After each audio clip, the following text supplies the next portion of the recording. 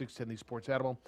Jeff Siembieda, JJ Buck, Micah. It looks like Josh back there at ProView putting that on the air. JJ, I think nothing should surprise you with Tom Brady. Now, I don't know that he played the greatest game ever, certainly not the greatest second half ever, when we got so many things to get into.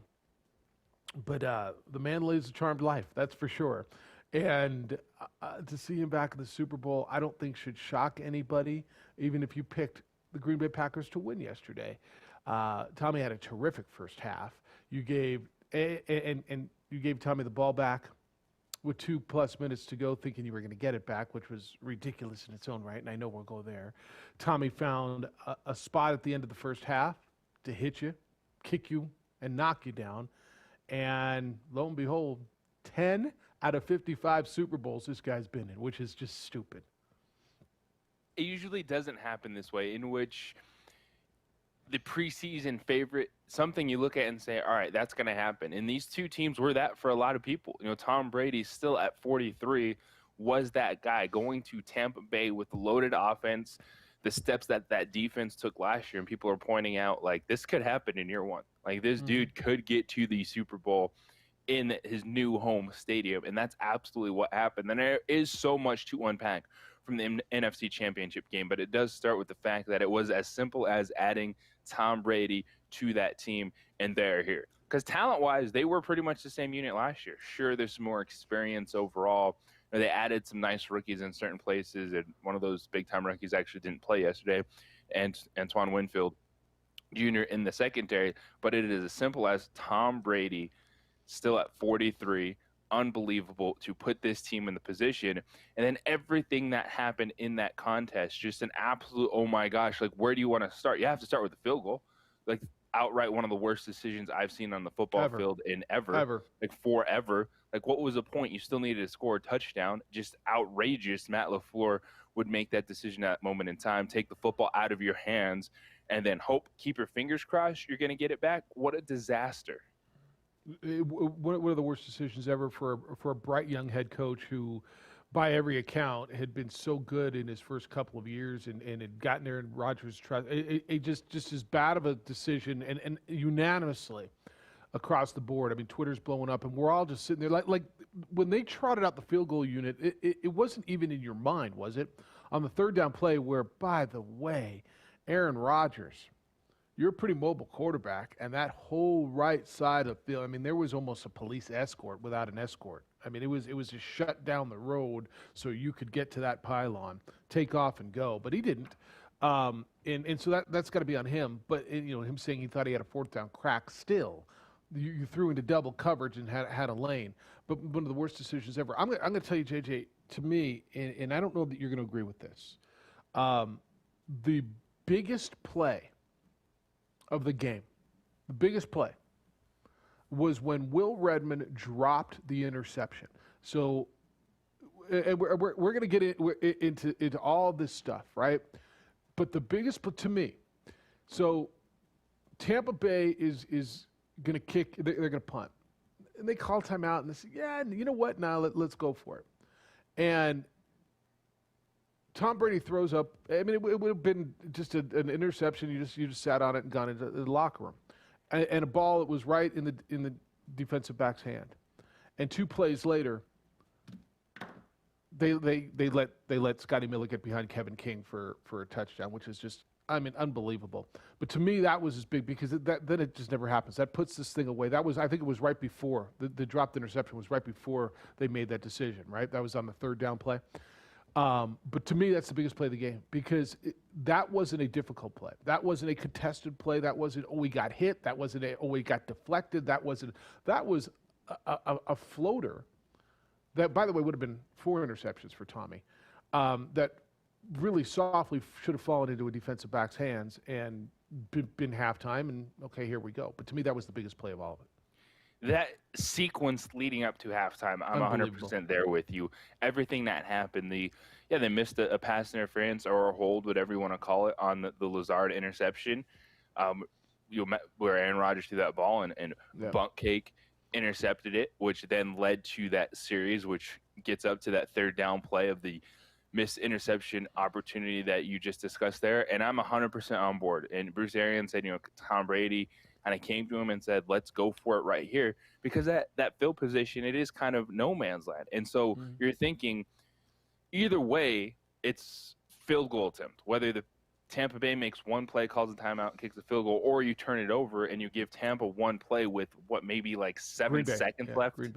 Green Bay one play with 7 seconds left, and they still have to then get it in field goal range, or they're forced to do a really long Hail Mary. It was 110% the right decision to go for it there. It makes no sense to just punt it, put pressure on the defense, and then King makes a terrible defense to play with, a terrible defensive call overall. If you go back and look at what they were doing, single coverage on the outside, we had 2 linebackers underneath that did absolutely nothing on the play, and the Scotty Miller to burn him. That was an easy touchdown pass for Tom Brady. But yes, that entire sequence leading up to it. All right, there was a mistake leading to an interception, missed call, didn't happen, but then you had a chance to get it back defensively, didn't happen, and you got blown up. And that was the difference in a 1-score game, because you go into halftime feeling like, oh man, the first half was a disaster. It was such a mess for Green Bay.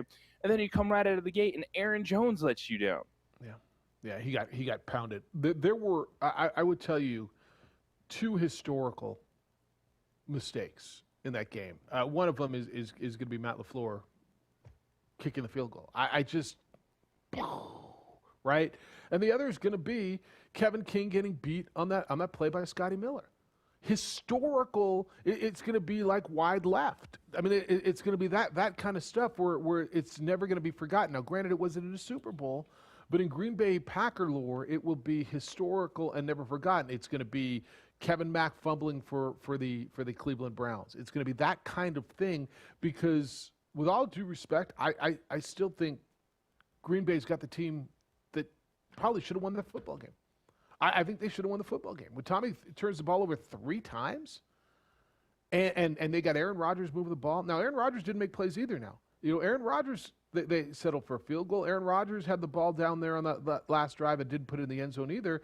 The 2-point conversion that was deflected but hit St. John right in the chest. If it was an arrow, it would have killed him.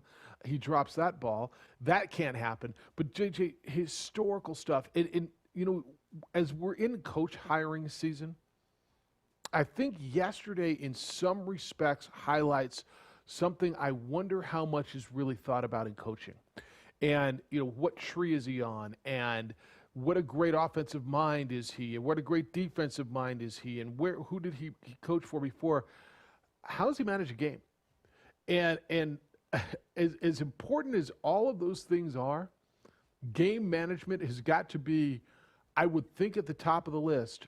Bruce Arians managed his game way better than Matt LaFleur did. And it just shows you at the end of the halves. Bruce Arians listened to his 43-year-old quarterback, took a timeout, reconsidered, didn't punt, went for it on 4th down, ended up with a dagger touchdown. Matt LaFleur didn't listen to his, kicked a field goal, and never he gave it to the greatest quarterback that's ever played the game, thinking somehow I'm going to get the ball. Well, I had 4 timeouts left with the 2-minute warning. We all knew he was never getting the ball back. Tom Brady may be a lot of things, but tell me somebody you want the ball in his hands with 2 minutes to milk a clock. It's still Tom freaking Brady. You never got the ball back. It was just an unbelievable decision. And the whole world knew it in the moment that was the wrong choice to make. You never, it made no sense, because you still have to score a touchdown. You're still down 5 points. It was absolutely unbelievable to the offense you're giving it back to. Yes, there was a stretch in which 3 series in a row, Tom Brady threw interceptions. You're really going to roll the dice one more time and think you're hitting snake eyes? Think you're going to land on that 7 one more time? That's going to happen for you? It was a terrible coaching decision, and I question how much Aaron Rodgers thought in that moment. I would fight my head coach. How did that not happen? How did he just not straight out say, no, we have to go for it here? Because guess what? It's a great point. If you don't score there, Tampa's not in great position, and you put pressure on them to say, all right, if we stop them here, we get the ball back in a better position than kicking a field goal and kicking it off. I do not think through all that. where do you want to get the ball back if you need a touchdown anyway, right? You need a do you want to get it back at the 40 or you want to get it back pinned? You're so right. And I thought of this yesterday. I wonder, when Aaron Rodgers was asked about it in the press conference, it wasn't my decision. I thought he said Matt LaFleur let Aaron Rodgers call the third down play. And Rodgers said he did not know they weren't going to go for it on fourth if they didn't score. Well, how do you not have that communication? I mean, let alone how do you not go for it on fourth? There is no answer, right? There's none. Well, we'd stopped 3 times and we basically had 4 timeouts and wrong answer. Okay, and how about the guy for Tampa Bay sliding down and preserving the freaking 2-minute warning for them? I mean, which was just what? But I mean, so many just bad decisions in this game. But how Aaron Rodgers, to your point, doesn't go bull bleep and fight his head coach and say, no, we've got to go for it here. I mean, if you're Aaron Rodgers after the game and you're playing this whole, I got to figure out what I'm going to do, and basically looks like he's going to go Matt Stafford his way out of there, then fight your coach. What do you care? Everybody's on your side. Now, I know you don't realize that in the moment, but you're doing the right thing. Fight your coach. No, hell no, I'm not coming off the field. Do you know who I am? Do you know what this situation is? Do you know who that guy is on the other side? Hell no, I'm not coming off the field and we're putting the kicker out there. I agree with you 100%. You got to fight. And I wonder just how much Rodgers pushed back in that moment, because you see him in that post-game press conference put it and saying, it wasn't my decision. It wasn't my decision. Okay, it wasn't, but was there pushback? Did you question that decision, or did you just kind of walk to the sideline because somehow, some way you've made it work the last 2 years, but really maybe you're not as bought in as you're telling everyone to be. You're not as bought in as the whole relaxed situation, because this is back-to-back NFC championship losses on the doorstep, and something fell off about Aaron Rodgers when it was all said and done. Like, how do you not go straight to your head coach and just look at him and be like, what are we doing here? Yep. This is a terrible decision. We have to go for it. Guess what? If we don't get it, then we still have to stop him anyway. Yeah, I don't, and to your point, if you're going to need a touchdown one way or another, you got to stop him somewhere. Let's stop him here from the 9, and if we stop him, we get the ball back at the 40-yard line, as opposed to being pinned. Like, what are we doing? And that's what every Packer fan is saying. 505-246-0610. That's how you get at us today. 505-246-0610. Your emails will come in. Jeff at 610knml.com. JJ at 610knml.com. Find JJ on the Twitter. He's a great follow. It's _JJ Buck. On the Facebook, you can watch the show, courtesy of ProView Networks, at The OD in the AM. We have got a bunch of more places to go on the topic tree with that game. We still haven't gotten into the Chiefs and Bills. We got Lobo basketball to talk about. Oh, then there was Saturday. We got the fight, McGregor and Poirier. We've got the Leo fight to talk about against Stephen Fulton over the weekend. So we've got so many places to go. Matthew Stafford now is on the market as far as a quarterback. Bronco fan, are you starting to think maybe one of these guys is better than our guy? We got a ton to do. Us and you, it's the opening drive on 95.9 FM and AM 610, the Sports Animal.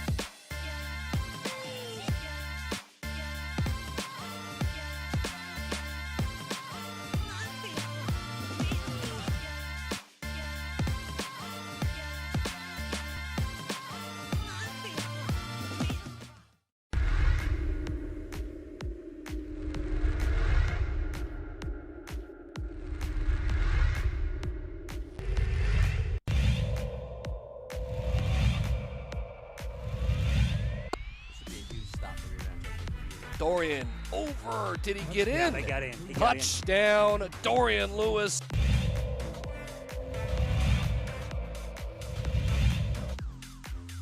Seconds to play. Benavides looking. still looking up the middle. It's intercepted. It's picked off by Freddie Anaya, and Roswell's season will end perfect.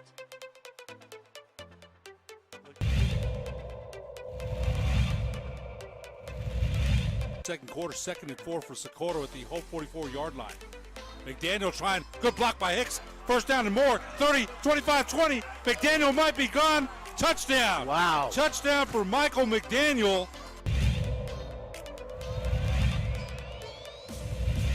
It's 40 seconds this year. It's not like 25 like it used to be. He laterals it back. What a play by Hightower. Pitch.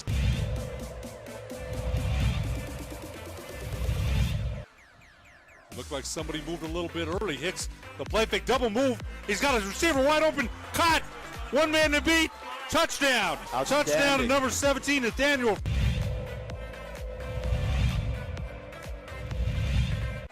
Third and 6. Big defensive play coming up here. Little trickery to Reese. See you later. Touchdown. They went for the deep ball to Reese. To the right, single receiver split to the left. Play fake, head up the middle's got some room. 50, 45, 40, has one man to beat. 30, 25, 10, 5, touchdown. Touchdown, Hope. Wow. On a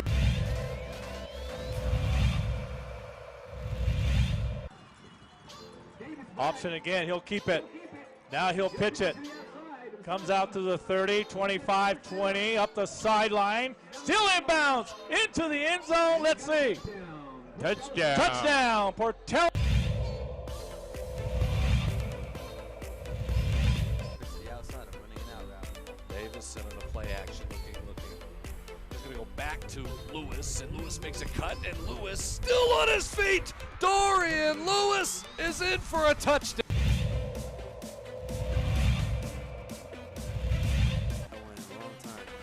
So Davison back to toss it. He's got all day. Makes one miss, and he's rolling, he's got a guy. Can he get it there? Davison to Luke Weissong. We told you he Touchdown. could spin that football, and that was a throw right there. I know he's got the wind at his back, but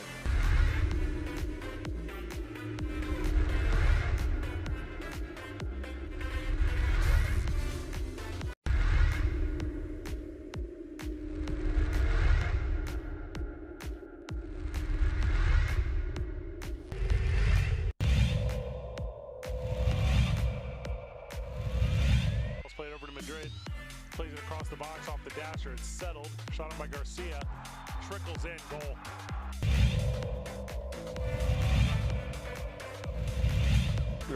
The Super Bowl is the Super Bowl.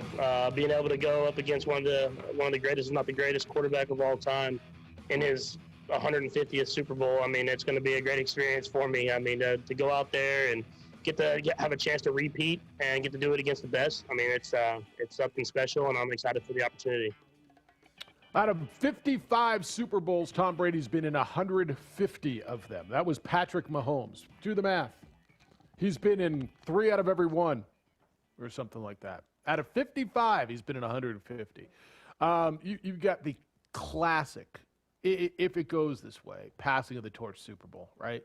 I mean, it's if Patrick Mahomes and the Chiefs win, this is the classic passing of the torch. I hear people tell me, here's the next guy. You think Mahomes, when we sit here 20 years from now, you think Mahomes is going to beat 10 Super Bowls? Maybe. But I don't. I don't think 10. No, it's one where Mahomes is a guy that we've seen this situation before. It's Aaron Rodgers like. Now, I think it's, obviously back-to-back Super Bowls, what he's done over his first few years. There's a different feeling where if anyone to believe in, it would be this guy. But 10 is still such an outrageous number. Yeah, and I don't know what the AFC is going to look like. I really don't. But it's if anybody's going to do it, it's going to be that guy. He is pretty incredible. It's the opening drive. Jeff Siembieda and JJ Buck. You can get in today, and we invite you to at 505-246-0610. 505-246-0610. Your emails will come in, Jeff at 610knml.com or JJ at 610knml.com. I just what he did yesterday. Then they were down 9-0 early. You had the punt that was muffed, and the Bills took it over, and it felt like last year's playoffs to me.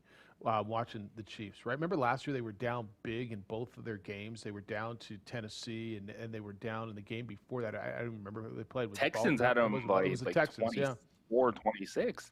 Yeah, they were down big in both of those games, and then whoosh, they just, 21 in a row in this game before halftime, and it's like, whoa, that's how good they are. And we're going to break down that game too. But I want to hear your thoughts. Let's start with Tommy. Tommy, you're up first on the opening drive. Good day, Tommy. How you living? Well, prediction didn't go quite as fast because I thought Green Bay would be meeting, Kansas City in the Super Bowl, and the 4th and 8 call at the end of the game there, where the coach, said let's go for the field goal. Maybe we could stop him and get the ball back. Everybody's going to question that, but to me, there's no. I hear the arguments over the years, Rodgers, Brady. I'm sorry, Brady's the GOAT. Brady's better. He beat him head-to-head. He's going to get the Super Bowl at home, which has never been done before. He's the best quarterback. Rodgers is going to have to at least get another ring, and he couldn't get it done. Head-to-head, you had your chance to prove at home you got what you wanted, playing in Green Bay, that you couldn't beat the GOAT. And the Super Bowl coming up, what's going to be amazing, again, it's old school against new school. Okay, is it going to be the passing of the torch, or is Brady going to pull another one out and get his 7th ring? 10 Super Bowl appearances, I believe, correct, for Brady now. 10, yes. Not 150 like Mahomes said. Yes. And you look at the Super Bowls he lost, I would say the 2 Giants ones, he got slapped in the mouth. He did lose those. The Philadelphia one, threw for 500 yards. The defense couldn't stop anybody. Then you had a coach, and Belichick had to stick up his butt, wouldn't let their best defensive back play, benched them before the Super Bowl. Who knows what would have happened then, but... yeah, it's going to be a great game. I haven't made my pick yet. I really got to look at it. It's going to be one of those things I'm going to probably not pick till maybe the day before the Super Bowl. It's going to be it's just perfect. Old school, new school, and playing at home. What more can Brady ask for? That guy. Now he's the best I've ever seen. Period. Yeah, so. agree with that. All right, Tommy, that's good. A couple of things in there. See you. A couple of things. The whole Rodgers is as good as Brady, but no. Just no.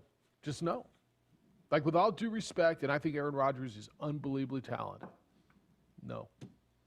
He's 1-4 in championship games now.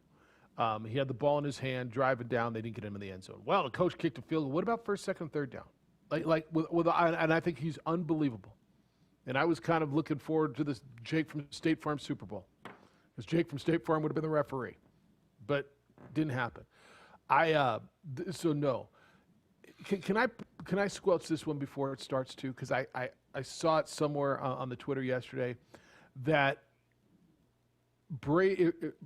Mahomes has that Brady has more to lose in this game. I hate this whole look. You're in the Super Bowl.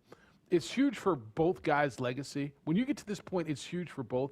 But Tom Brady's legacy is solid. If he loses and goes 6-4 in the Super Bowl, you're going to tell me Joe Montana's better now? Or are you going to tell me that Mahomes, like for crying out loud, at 43 years old, let's just put in perspective what the dude's done, okay? At 43 years old, he will be the oldest player, not just a quarterback, oldest player to start a quarterback. He passes, I think, Matt Stover, a kicker, okay? The oldest guy to ever play to start in a Super Bowl. He went to a new team and took a franchise that hadn't been there in 18 years, hadn't won a playoff game, I think, in 15 years to this point. Well, Jeff, it's not just him. You're right, it's not just him. But you tell me what the difference was. Was it Leonard Fournette? Was it the addition of Antonio Brown? You tell me what it was. Okay? So this whole, if he loses to, by the way, a guy who's now coming into his prime and is the new best, there's no damaging his freaking legacy if he loses this game.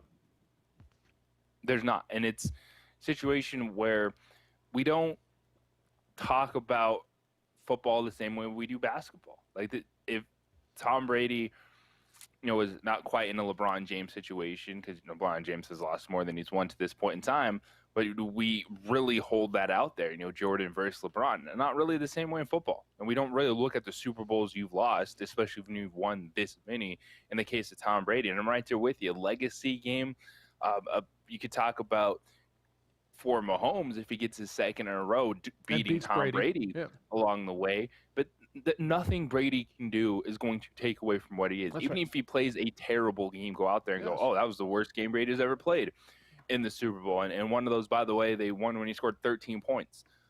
But it's not. There's nothing that's going to happen to Tom Brady. We're going to view him any differently because you said the fact that he's here in this moment is crazy. That at 43, you're still like, I don't know if I want to bet against this guy because every time you do, he proves you wrong. Yeah. Yeah, I'm going to throw something that might sound fairly hyperbolic when we come back, but I dare you to challenge me on it. It's going to be a pretty big assertion on Tom Brady's career, but I'm thinking about it, and yeah, it's one of those in the moment now things. But this is I think Tom Brady has the best ... I'll tell you what it is when we come back. It's the opening drive on 95.9 FM and AM 610, the Sports Animal.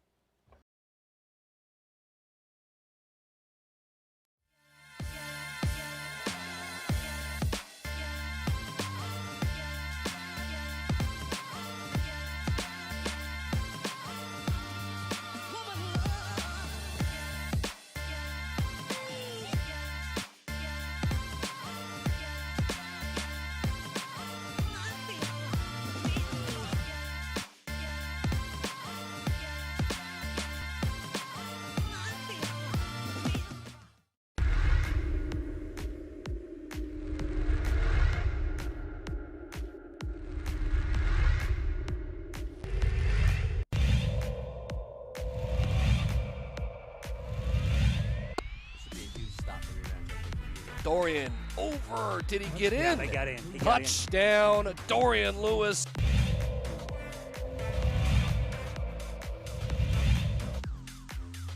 Seconds to play.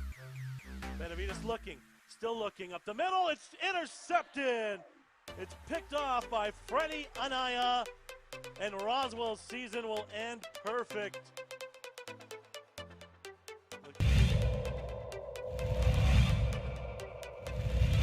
Second quarter, 2nd and 4 for Socorro at the whole 44-yard line. McDaniel trying, good block by Hicks. First down and more, 30, 25, 20. McDaniel might be gone. Touchdown. Wow. Touchdown for Michael McDaniel.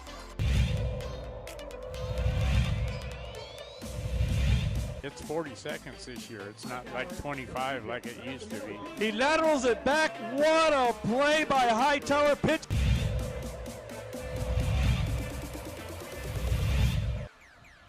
Looked like somebody moved a little bit early. Hicks, the play fake double move. He's got his receiver wide open. Caught. One man to beat. Touchdown. Touchdown to number 17, Nathaniel.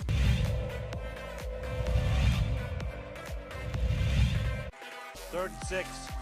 Big defensive play coming up here. Little trickery to Reese. See you later. Touchdown. They went for the deep ball to Reese. To the right, single receiver split to the left.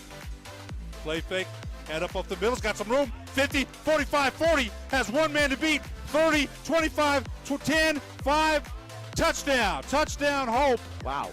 On a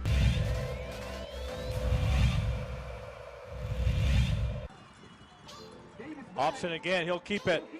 Now he'll pitch it. Comes out to the 30, 25, 20, up the sideline. Still inbounds, into the end zone. Let's see. Touchdown. Touchdown, Portel. Over a course of a period of time to get to this point. So,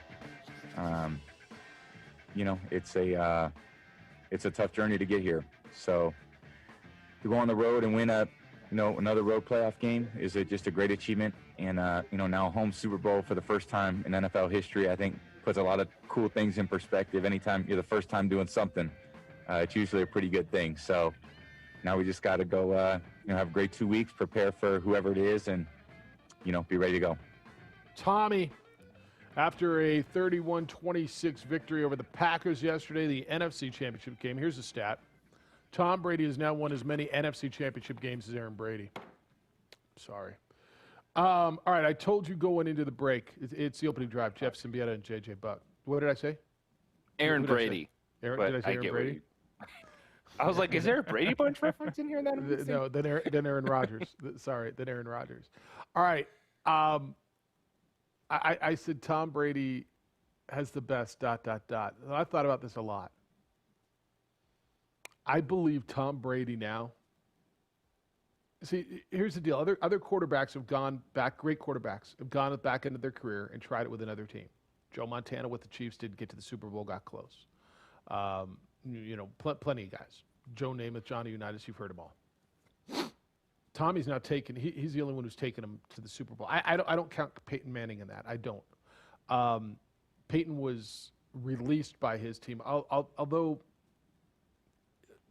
if you want to tell me that okay, I'll listen to it, but I don't think Peyton Manning is going to fall into this category. I'm going to tell you, I think Tom Brady's had the best career of anybody in sports. Like, can you give me a better career of anybody that went to 9 Super Bowls with one team, won 6 of them, then went to another, picked his franchise, went somewhere else at 43 years old, and took a team that hadn't won a playoff game in 15 years and took him to the Super Bowl in his first year. I don't care if he wins it or not. If he does, it's inarguable to me. But give me somebody who's had a better career, individual and team success. LeBron's the only guy that I can even have a conversation about right now because he's done it with 3 different teams. But it feels different with Tommy because I do think there is something to do it with one team for so long and have that legacy, to have that dynasty, right? Because LeBron's been the dynasty. He wasn't on a team that was a dynasty, right? So I think to have a dynasty and then take it to somewhere else at 43 years old and get back, I think he's had the greatest career of anybody in the history of sports. The only person you'd probably put up there is Jordan, undefeated in his NBA Finals appearances, but it's that echelon. We're talking greatest of all time, and it's Jordan, it's Brady. I think the way you're talking about it, as you put LeBron in this conversation, because you're not just hyper focused on, well, what was your record in the championships? It's, well, what did you do? Like, how many times did you get there? Were you the dominant force? And absolutely LeBron was, because wherever he went, he was the core of why said team was really good. Right. And this is a total LeBron James moment for the first time. Brady's the difference, but he went in there with some more help. Like, it's such a great roster, which is why it worked, because it didn't work with Jameis Winston, but it sure as heck worked with Tom Brady. And then you just go to the GOATs, and it's, say, possibly like a Wayne Gretzky. Okay, and then Gretzky... Yeah, like whoever, and that's such a small list of when you just go to you think about who is the greatest ever in said sport. There you go. So I thought of Gretzky, and if he would have won with the Kings, and they didn't, they lost in the finals to the Canadians, I would have said Gretzky, right? Because Gretzky would be there. Jordan tried it with the Wizards when he was at the back end, didn't win, right?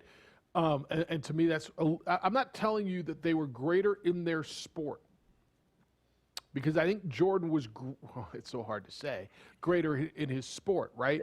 But as far as a career, team and individual success, this is unbelievable. Like, this is the man's 43 bleeping years old, man. What's Mahomes, 24? Whatever he is? Like you know how old Mahomes' dad is? Just for reference? 45? His dad's 50. His dad's 50. Like his dad would hang out with Tommy, right? I mean, they're 43 and 50-year-olds hang out all the time. Like that's what we're talking about here. I don't think he has to win the Super Bowl to be in this category. I think he's had the greatest career of anybody in the history of sports. And it's one where that's a legitimate, like, 4 or 5. Like, you just go to each professional sport and say, all right, who do you think is the best ever? And then that's the conversation. Yeah, give me one. Willie Mays? Derek Jeter. Derek Jeter had a great one, but and again, I'm not saying you had to do it with separate teams.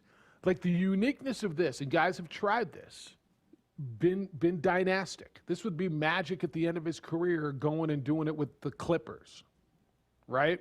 Because the Buccaneers in the history of sports are the freaking Clippers. Yeah. They are, and so he took a franchise that, yes, has won before, but you look at the history of the Buccaneers, and it is not good. And he was dynastic for 20 years.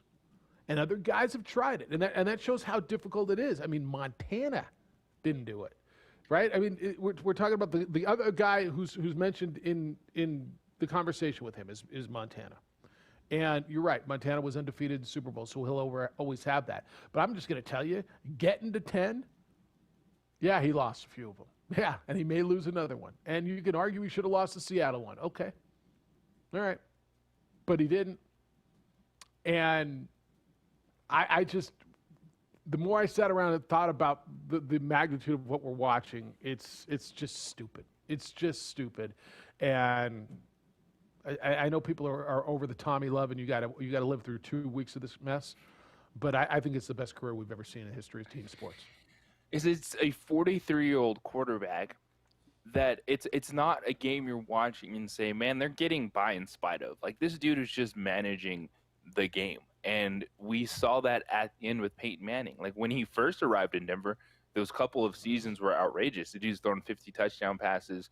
But you get to that year where he won the Super Bowl, he had to sit out at the end because he was struggling. And it was a sense of, all right, Peyton, we trust you enough to just not lose the game. And that's not the conversation you're having with Tom Brady. It's like, Tom Brady is going to beat you. You have to be worried about what Tom Brady is going to do with the football. And he still had his moments, man. He went through his bad stretch. The second half, like, I look at it, and two of those are straight on Tommy. Like, even the one that went off Mike Evans' fingertips. It's like you had a 6'4", 5" receiver outstretched, and the ball was still a little bit too high. And then I'm not 100% on board with that third down one either, saying, oh, it's just kind of like a punt, throw it up, interception, no big deal. Yeah, but guess what? You can muff a punt. Like, you can have bad things happen, and I'd still rather be punting the football than throwing it up. But still, when it's all said and done, you have a pit in your stomach feeling, if you're anyone, I guess, other than Matt LaFleur, at the end of that game, saying, oh, all this dude has to get is a first down, maybe two, to win it. And you think you're going to stop that at the end?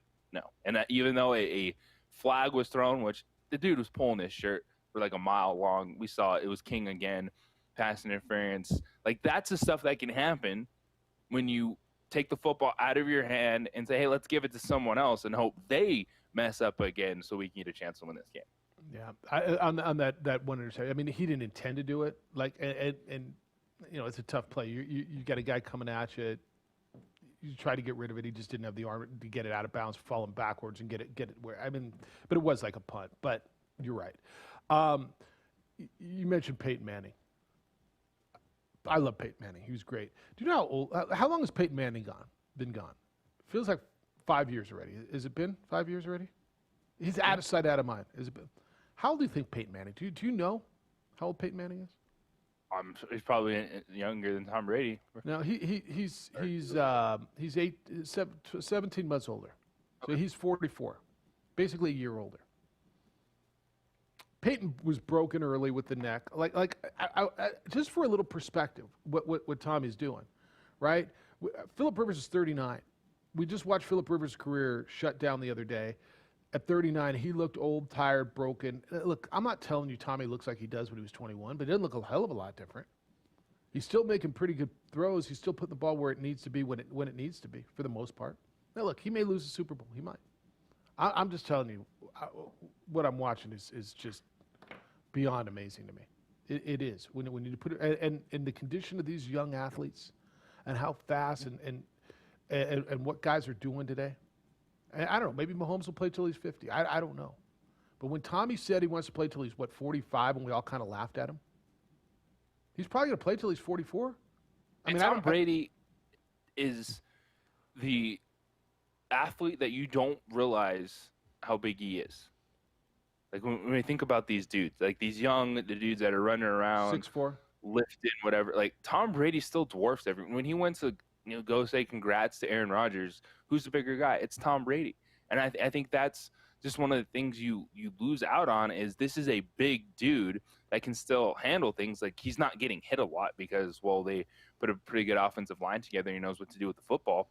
But he's in great shape. He has the size and everything still. And I think that's what, like, forget about, talking about Tom Brady, is he is a physical presence, and he's kept that physical presence in excellent shape to do something that we haven't seen. Because to your point again, speaking of dudes that are at the end, who look washed was Drew Brees. 42. 42. So just to that point, we just had conversations about Drew Brees at 42. A serious conversation about Ben Roethlisberger, right? 38. Phillip Rivers, 39. Aaron Rodgers. I think we all think Aaron Rodgers has some time left. Aaron Rodgers is 37, but his time's running out. I with all the hyperbole, I just don't think it's overhyped. I just think it's what we're seeing is just ridiculous, man. It's just ridiculous. All right, we're to the phones. We got two lines open at 246-0610 when we come back on the opening drive. A 95.9 FM and AM, 610, the Sports Animal. Beachcombing.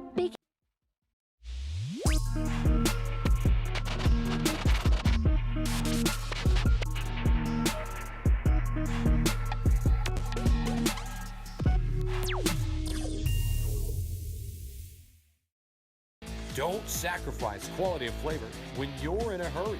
Golden Pride offers ribs, fried chicken, green and red chili breakfast burritos, and Frontier Cinnabons. 4 great locations, or visit us online at goldenpride@abq.com. Golden Pride Barbecue Chicken and Ribs, proud supporter of ProView Sports Network.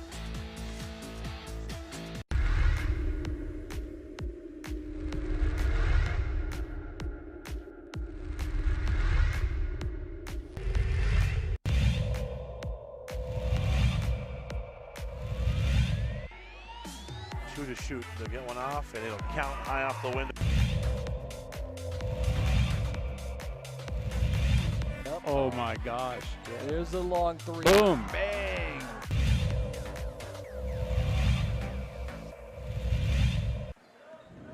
Martinez will beat the buzzer. Got it to go. His Fork driving kick. 3's in the air. It's good.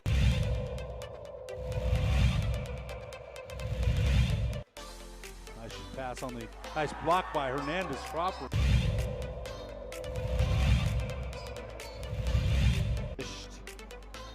And Brown in the transition. But why not, Steve? Is Corbalan's going to go and he puts it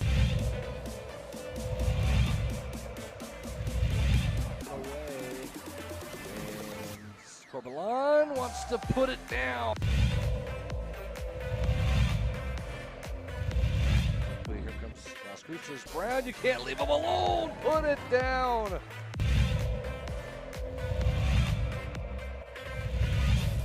Gershon in transitions, 3-on-2. Gershon going to go all the way. Whoa, Morgan.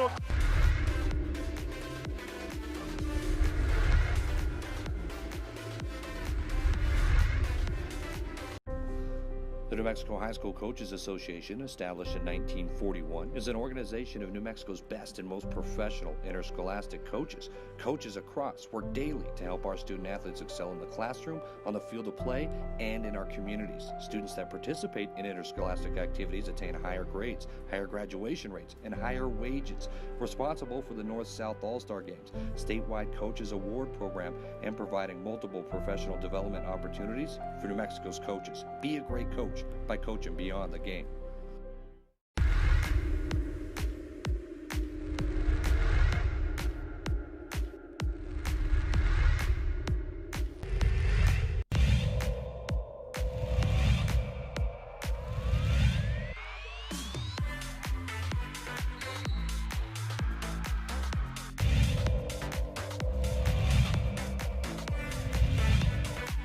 Toss with Evans. Evans has that ball stolen. Jeremy Segura. Forward dribble, spin cycle, up and under move. What a pass. Wrap around pass. Harris. Legate. The long bomb. 3 ball.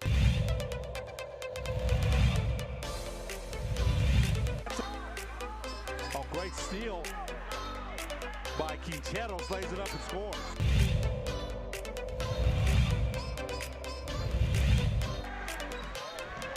Pahola, a little jump step in the...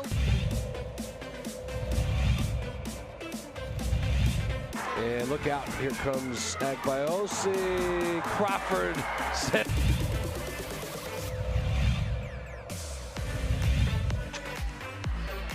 That's blocked.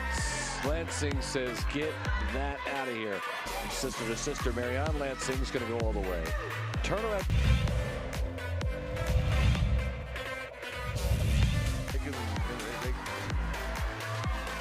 Ramos, pump fake, everyone bites. Ramos hits.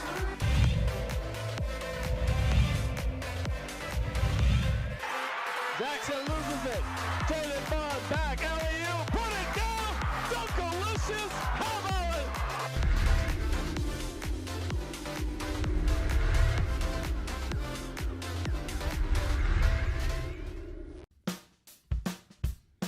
Well, I'm going to the frontier, walk up to the cashier, order up a root beer and a number one. Cover it with green stuff, one scoop is not enough. Find a booth is real tough.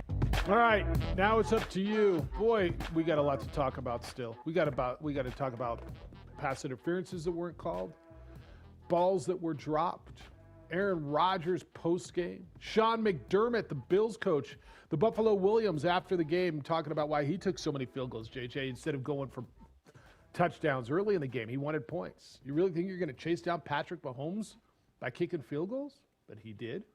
That didn't work out.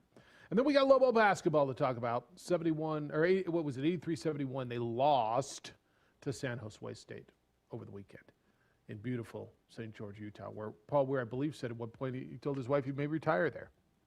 So beautiful. Here it is beautiful there. All right, 5:05. You ready? You want to go? I'm ready. Hit some phones. All right, 246-0610. Marty, good morning. You're on the Quan's Auto Care Hotline. What's up, Marty?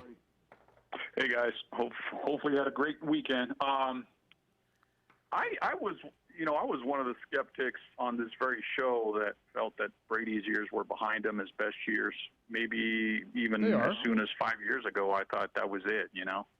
I was calling for his demise, and he has made a believer out of me for sure. I have now will consider him the greatest American athlete of all time. I know there's all those Jordan fans, but he's doing it in football, man. Put it in perspective. It's football. It's not the NBA. It's not MLB. It's football. It's a physical sport where the probability of getting injured is much higher. So how can you not? Don't look at, oh, he can't dunk from the free throw line. Don't look at that. It's a team sport. Yep. He makes the team better. He makes players you never even heard of better. So you agree with me then that this way better. He makes Bruce Arians look like a genius, which he's not. He's still to me Bruce Arians. So Marty, what you're saying I think this team changed when Tom Brady decided they were going to run the offense like the Patriots. When they went out and got Leonard Fournette and said, we're going to kill you with the run, then we're going to hit you with a big pass. They look just to me like the Patriot offense. It really does. Where they kind of just they go on these 12, 13 play drives, and before you know it, you're down 2 scores, and all of a sudden the game's getting away from you. That's to me is just the Patriots. So I think Tom is coaching the team. 10 Super Bowls, man. Now he's gone to more Super Bowls than his own team, the Patriots. Mm-hmm. He's gone to more Super Bowls than all the glory franchise, the Steelers, the Cowboys, the Niners. It's just amazing. If you can't consider him as one of the greatest athletes of all time, then you really don't know squat about sports. You're just romanticizing with the whole Jordan thing. Come on. But here's another thing on the flip side. You look at the landscape of the NFC and going forward with quarterbacks, it's wide open, I think, as to who's going to take that flag and run with it, because eventually Brady will retire. He might even retire if they win the Super Bowl, which I think they have a really good shot. They lost to the Chiefs 27-24, and it was a nail-biter, so I'm not going to go against Tommy not to win the Super Bowl. Their defense is playing outstanding. They've had some key acquisitions that nobody really, and Ndamukong Suh to me was the guy I wanted the Cowboys to get a couple years ago. Everybody is, again, romanticizing with how great Aaron Donald is when it was Ndamukong Suh who really was the cog to that defensive line, and then the Rams just let him go like nothing. But I just think you look at the landscape of the NFL, the NFC quarterbacks. You know, Aaron Rodgers, he's already throwing his coach under the bus by saying it wasn't my decision to kick a field goal. So typical of Aaron Rodgers, right? What would you have said there? I think it's wide open in the NFC. I think the AFC, you got Mahomes.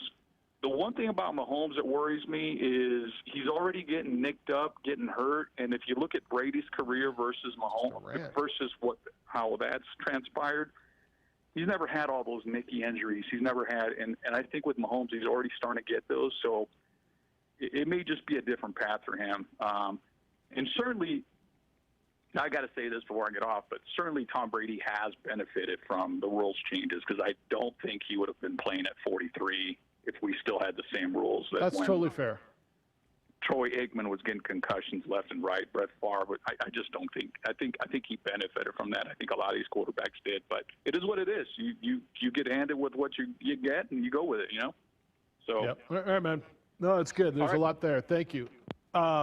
I agree with him that in this era, you protect the quarterback may have saved him. First of all, what did you want Aaron Rodgers to say? Should he said, "Oh yeah, I agreed with it"? Like, is he throwing his coach under the? What should Aaron Rodgers have said when asked about the field goal thing? Marty didn't like his answer. He's throwing the coach under the bus by saying, "Well, it wasn't my decision." What should he have said? Either way, he's going to be pushing back against his head coach in that situation. Whether he says it wasn't my decision or he said I wanted to go for it and we didn't. So it's going to come off as Aaron Rodgers going at his coach because that is exactly the moment. That's the time we need to know. Aaron, did you fight to go for it, or did you just go okay and walk away? Did you have a conversation in that moment to address it, saying we have to go for it? It makes no sense. When you think it out, kicking the field goal makes zero sense.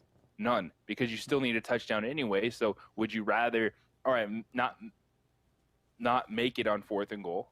Tampa's starting right there with the football. So if you happen to stop, then you would get better field position than, say, kicking it off. They start at the 25, may move the ball and then punt. So there's all those things that if we can run through it in that exact moment in time, he needs to be. How are they not? Yeah. By the way, how about former New Mexico Bowl Defensive Player of the Game, Shaq Barrett with 3 sacks yesterday of Tommy? Was he terrific? They got to Aaron Rodgers, and they were able to put a lot of pressure on the offensive line, and it kind of took them out of the quick pass game. And when they adjusted to take that away, and Rodgers holding the football a little bit longer, and some of those possessions late, absolutely Shaq Barrett getting the pressure. And the one thing I will push back on in Marty's call, just a little bit is, all right, Patrick Mahomes has a toe injury. Tom Brady tore his ACL, missed an entire season. So it's not like he's come out completely clean. Right. I guess if you're saying, well, all of a sudden nagging injuries are going to come up, I guess we can start guessing what happens after you have a toe injury. But the dude looked pretty darn good after allegedly having a concussion last week. He looked freaking great. And basically, he was when he said he's the greatest American sports hero, I mean, to me, that's another way of saying what I said. Yeah. He's had the best career in the history of team sports in this country. I mean, I'm asking you, if you got another one, I'm absolutely listening. Give me someone who's had a better career. I'm trying to think of a baseball player. Justin Verlander? No. I mean, give me a baseball player. Kurt Schilling. Jeter had a terrific career. And I would actually probably listen to it because he did it, but they weren't nearly as dynastic as the Patriots and Tommy were.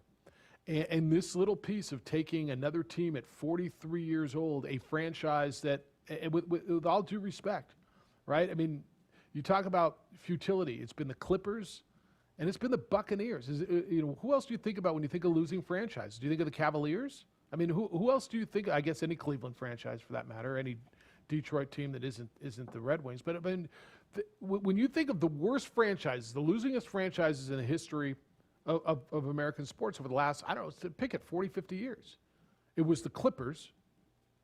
It was the Buccaneers, right? I mean, who else? I don't think the Buccaneers. They won a Super Bowl. They did win a Super Bowl. They might not be the team you think about all the time, but they've dragged themselves out of that because they won that Super Bowl aura, at least over. Because they won. Though they haven't, to your point, they haven't won the playoffs in a long time, but not quite Clipper-esque. Boy, the Clippers probably stood alone. Yeah, you're probably right. And then there was the Indians for a long time. But I don't know. It's a big statement. I got it. But tell me if you got someone who's had a better career in the history of American sports. LeBron is interesting, that conversation. But I think what Tommy's now done is unbelievable. More phone calls at 505-246-0610. Emails, fill it up my box at jeff@610knml.com or jj@610knml.com. JJ, at some point, I guess we got to get into that Lobo Saturday afternoon, don't we? Yes, we do. Oh, yeah, buddy. It's the opening drive on 95.9 FM and AM 610, the Sports Animal.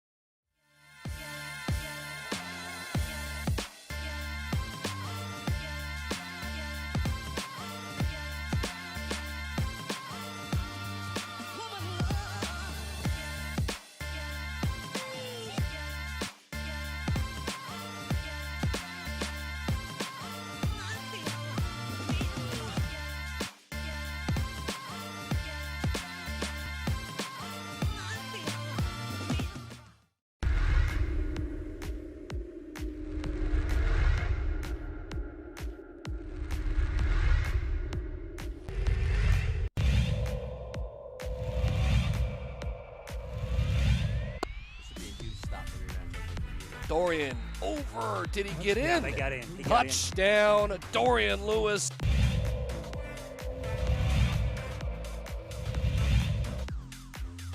Seconds to play.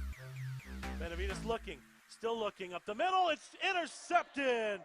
It's picked off by Freddie Anaya, and Roswell's season will end perfect.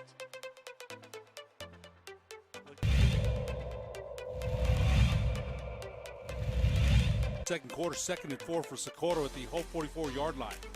McDaniel trying, good block by Hicks. First down and more, 30, 25, 20. McDaniel might be gone. Touchdown. Wow. Touchdown for Michael McDaniel.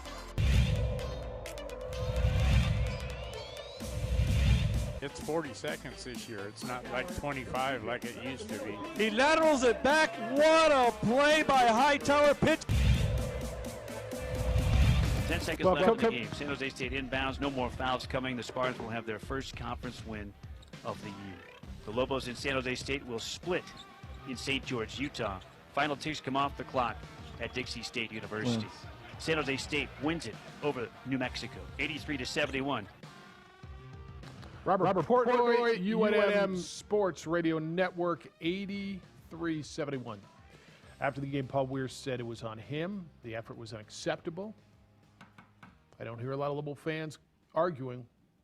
I got emails coming in on Lobos as well. JJ, this was telling on this. I played golf. Gosh, it was good to be out on Saturday afternoon, and there is a story here that relates to the Lobos. I played with a guy who's from here, played football at the University of New Mexico, has been a Lobos season ticket holder for basketball since he's been back in town. Just Lobo, right? And we what time should we play? And there's a tournament and this. And I said, well, the Lobos are on at noon. He's like, dude, I've given up on the Lobos. I'm not watching that crap. And we went out, and he's like, I didn't even watch it. I listened to Weir on the way in on the post game show, and I'm over it.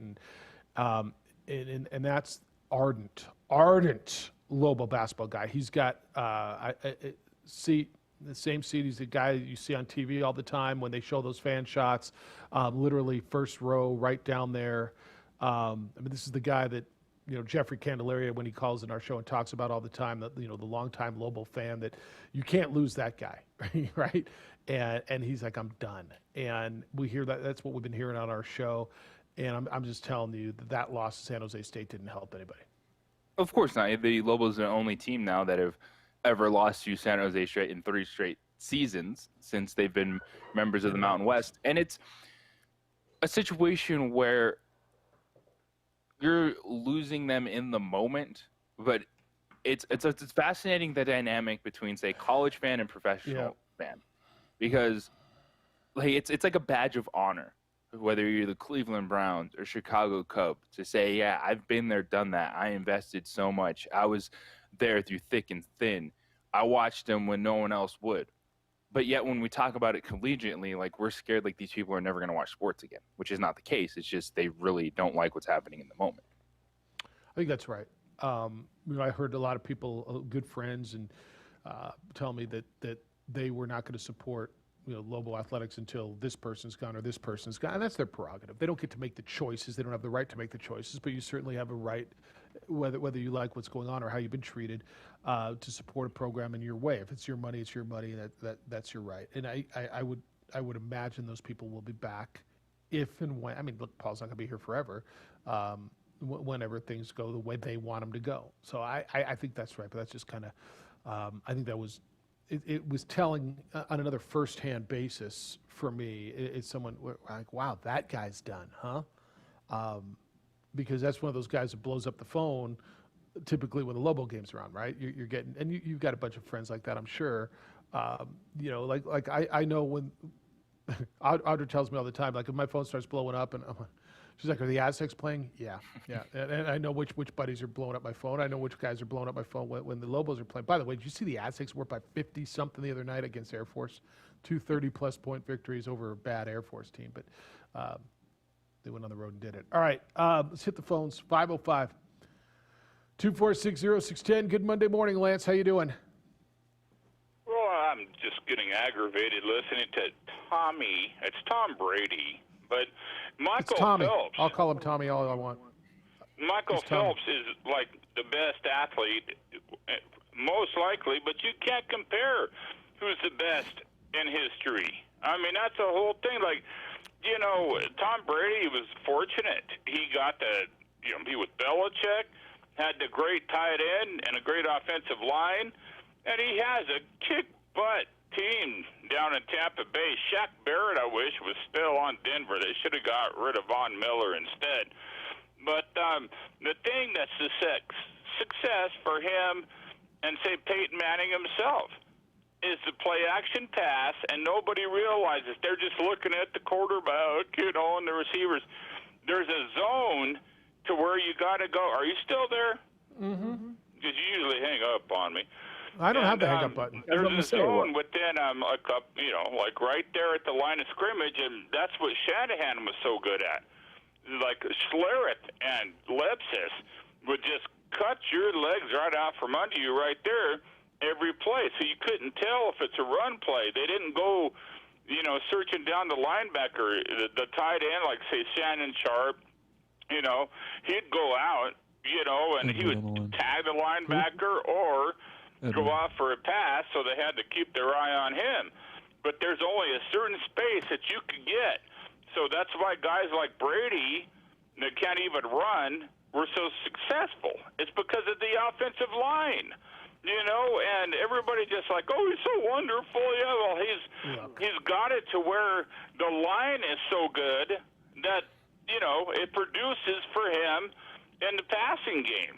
Just like it did for Peyton Manning, and he played for a loser team. He came into the Colts and made him like a powerhouse. Then they kicked him off in the past year and came back and won a Super Bowl. And he still will be the only quarterback to win a Super Bowl with two different teams. So, I don't know if y'all are on the same couch or not, but maybe you ought to break it up a little bit. All right. So Lance is telling us to be good at football, you need a good football team. Shocking. I had no idea. No idea. Yeah. I think that. And Tommy said it yesterday. And I'm going to call him Tommy even more now because I know it upsets Lance. Yeah, it's a team sport. It is the ultimate team sport. And you're right. He's been very fortunate to be behind some good offensive lines. Let me ask you a question. This offensive line is very much the same offensive line they had last year. So how good did they make Jameis Winston last year? Just asking. How good was Jameis Winston behind that great offensive line? Oh, you mean Tommy was the difference this year? Like there have been great offensive lines in front of guys who aren't great quarterbacks. So, yes, Tom Brady needed a good offensive line all those years in front of him. Yes, as did John Elway and Peyton Manning. as did Joe Montana and every other damn good quarterback there's ever been. Yes. And so all the credit to those offensive linemen. Absolutely. But it's the same damn offensive line Jameis Winston had last year. And how'd they do? I'm listening. That's what I thought. So you don't have to like Tom Brady. That's cool. Look, I get it. And our next caller is just going to put up a shrine, and I think he put up more candles and kissed the posters on the wall. How'd you like to be an Edward? Like, do you have posters of Tommy on the wall? Do you just kiss it before you go to bed at night? Like, the Tom Brady room at your house has to just be getting more and more and more pictures on the wall. Well, you know, we do have a celebration of effigy in the house, and it's interesting. Mike asked me, "How do you feel?" And I said, "We're not going to Disney World. We're going to Disney Galaxy after that win." You know, it's interesting stuff. Before I embellish on Tom Brady a bit, I listened intently in the first hour, and if coaches don't fully comprehend that the game has changed, and your best chance to win is when you have the ball, and to relentlessly kick field goals and How has punt it changed, on 4th and Edward? 3. When was it ever not your best chance when you have the ball? You have to have the ball to score. Like, there's not a change there. But go on. I'm sorry. But I agree with you. We're in agreement, Jeff. But they're using conventional wisdom, in quotations. Let's manage the game. If you have the ball inside the 10 and it's 4th down and you don't go for the touchdown, then you're relying on, your logic is, well, let me rely on them getting the ball, our defense making a stop, getting them to punt, getting the ball probably on the other side of the 50, and going down the field, making and the not right having plays. a pass interference called in today's game, which is pretty odds were against you anyway, because the conversion was a pass interference call, the right one, but a pass interference call nonetheless. Sure, I completely agree. But look at the amount of variables that you have to consider to say, and to get the ball back at the same point, maybe on first or second or third down, it's just mind-boggling. And we've talked about this ad nauseum. And for the Bills to continue to kick field goals last night, what they're doing is saying, we don't have the self-confidence to move forward and they think, well, we'll stay in the game. You have to. I told you the recipe to beat Kansas City. You get 10 to 12 possessions per game. You better score touchdowns on 4 of them, and probably kick a couple of field goals and hope for a turnover or 2. Other than that, you're going to get beat. And I don't think Tampa's going to beat KC. But I want to expand on that thought real quick. I sent you a text last night. This is old conventional wisdom as well. Brady will most likely lose his 4th Super Bowl, right? And people will be like, well, he lost 4 times. And in their mind, it's better for them to lose early than to not make the finals like LeBron and lose in the finals. It's such a bad take. It's such a bad take. I saw the great Joe Montana, after winning 2 Super Bowls, get benched in the 1987 playoffs against Minnesota as the number 1 seed at home early in the 3rd quarter because they couldn't move the ball. But conventional wisdom for several years was, well, he's perfect in the Super Bowl. I saw him get benched in the 1987 playoffs against Minnesota, the 5 seed, because he couldn't move the ball at home after winning the Super Bowl twice already. But to the average fan, they're like, well, he was perfect in the Super Bowl. Okay. Maybe Brady should have lost to Washington, the Washington football team, in round 1 rather than losing the Super Bowl. And Tyler, here's what I want to say about Marty. And I give Marty huge props, man. He's a Hall of Famer, surefire, first ballot, on the precipice of being a Hall of Gamer. I remember the day that both he and Grady called in. It was September 30th, 2014, after a Monday night game where New England got shellacked by Kansas City, 41-14. Yep. And both of them, and this isn't a knock on them, this is a testament to Marty's fortitude in taking ownership. He said, I can officially say this dynasty's over. September 30th, 2000, I remember the day. And I was like, that's interesting. And to his credit, Marty, I hope you're listening because I give you mad props. To be able to say, you know what, I'll never bet against the guy again. Which, by the way, New England's been to 11 Super Bowls. They went in 85 and they went in 96, and then the 9 that Brady went to. But I think that what's ironic is Tampa Bay is going to be better next year. I think they're going to be even better next year.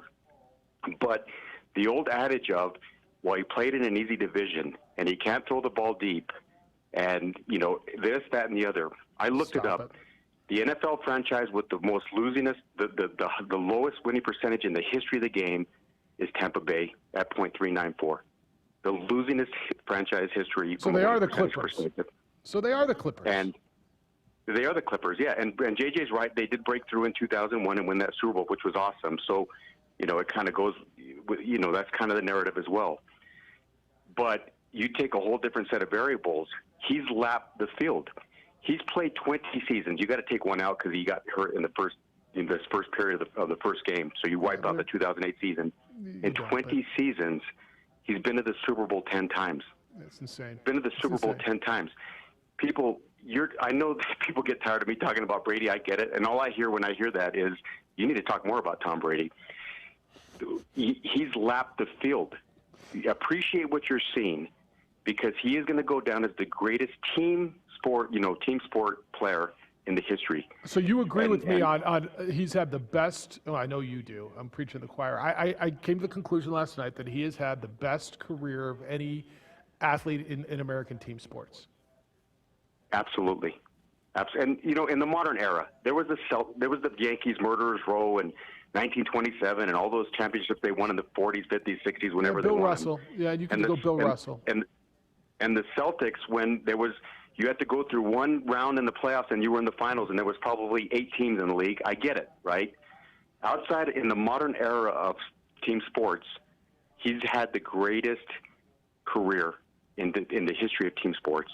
I think that's. And right. I think for people, even like Ned James, which I love, Ned James, I think that people like that are being emotionally, intellectually, psychologically dishonest with themselves. And it's the hubris of the defeated. And that's a line from A Beautiful Mind, Russell Crowe, when he lost that game that they were playing because he was brilliant and he got beat by Josh Lucas. And the line in the movie was, that's the hubris of the defeated. You have to come up with an explanation how you lost, because you just can't say, that guy was better than me. Thank you for taking my call. See you. The hubris of the defeated, JJ. The hubris of the defeated is a bit of an anomaly, because just to his point, you don't have to like it. It is kind of the LeBron thing in some respects, although to me this is more clear-cut than LeBron.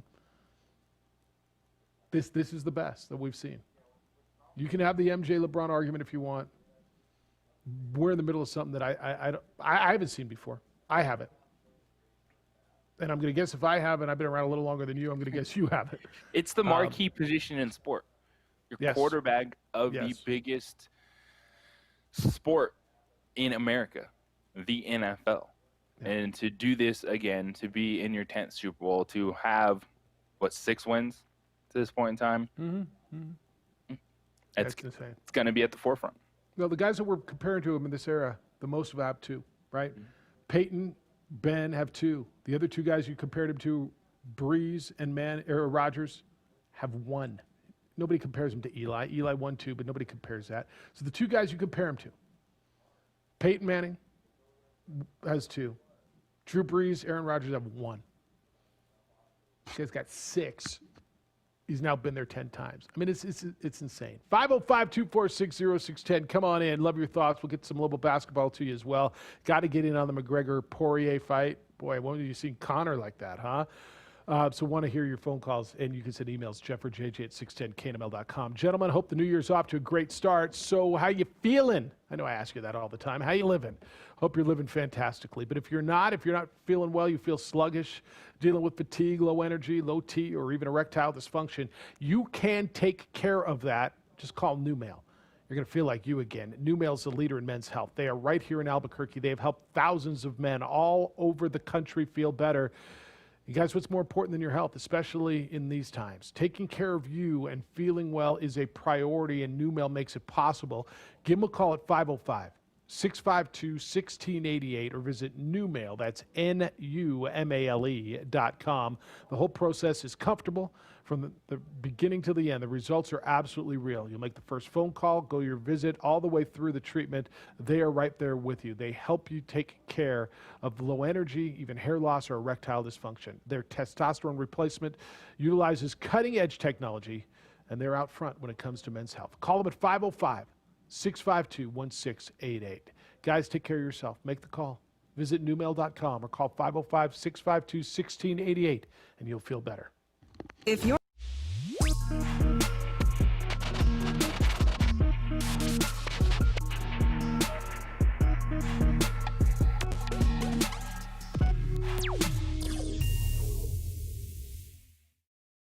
Don't sacrifice quality of flavor when you're in a hurry. Golden Pride offers ribs, fried chicken, green and red chili breakfast burritos, and Frontier Cinnabons. 4 great locations, or visit us online at goldenprideabq.com. Golden Pride Barbecue Chicken and Ribs, proud supporter of ProView Sports Network.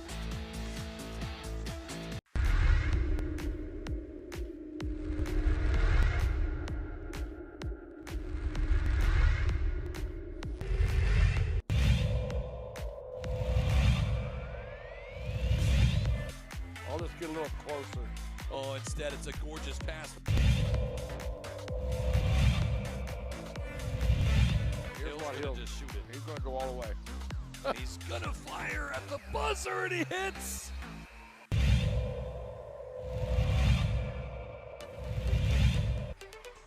Great pass, Hadbury, and thank you very much.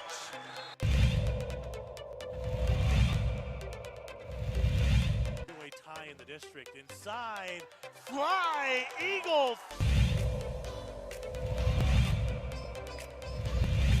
Chavez uses some athleticism. And then Morris down low, able to finish. You called it, Steve, in 10 seconds. And look at this. Stripped, stolen Watson. Christian Lucero beats the buzzer. Here's Ian Chavez, the sharpshooter. Got it. Could have said that any better. He answered the question. He On got a another steal one. at the buzzer. Back to back for Chavez. To the paint. Medina from the volleyball lines. Medina wants another one from deep. Oh, he wants 10. Give him 10.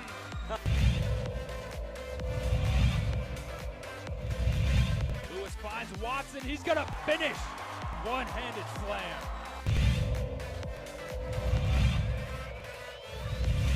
Cano Vista, but just all the different scenarios we could see potentially play out ahead of the state tournament.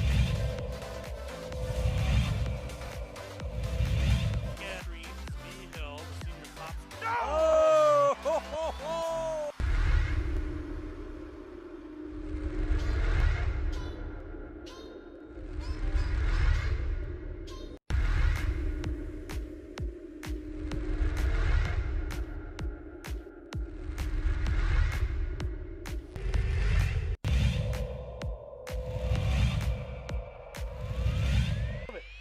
Let's see if Melfi can cash it in. He's got some protection. Deep ball. Erickson's open. Touchdown, Monarchs.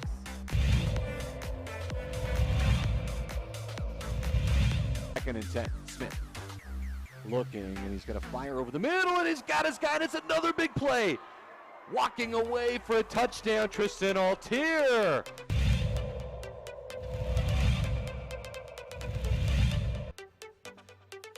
Going to hand it off to Chavez.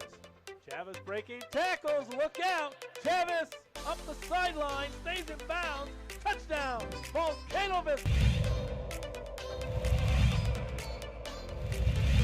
That replay, I got you. Measurement. I mean, Smith's got a fire on first down, and he's on the outside. There's a lot of room for Brad Thomas. A move, and he's set free.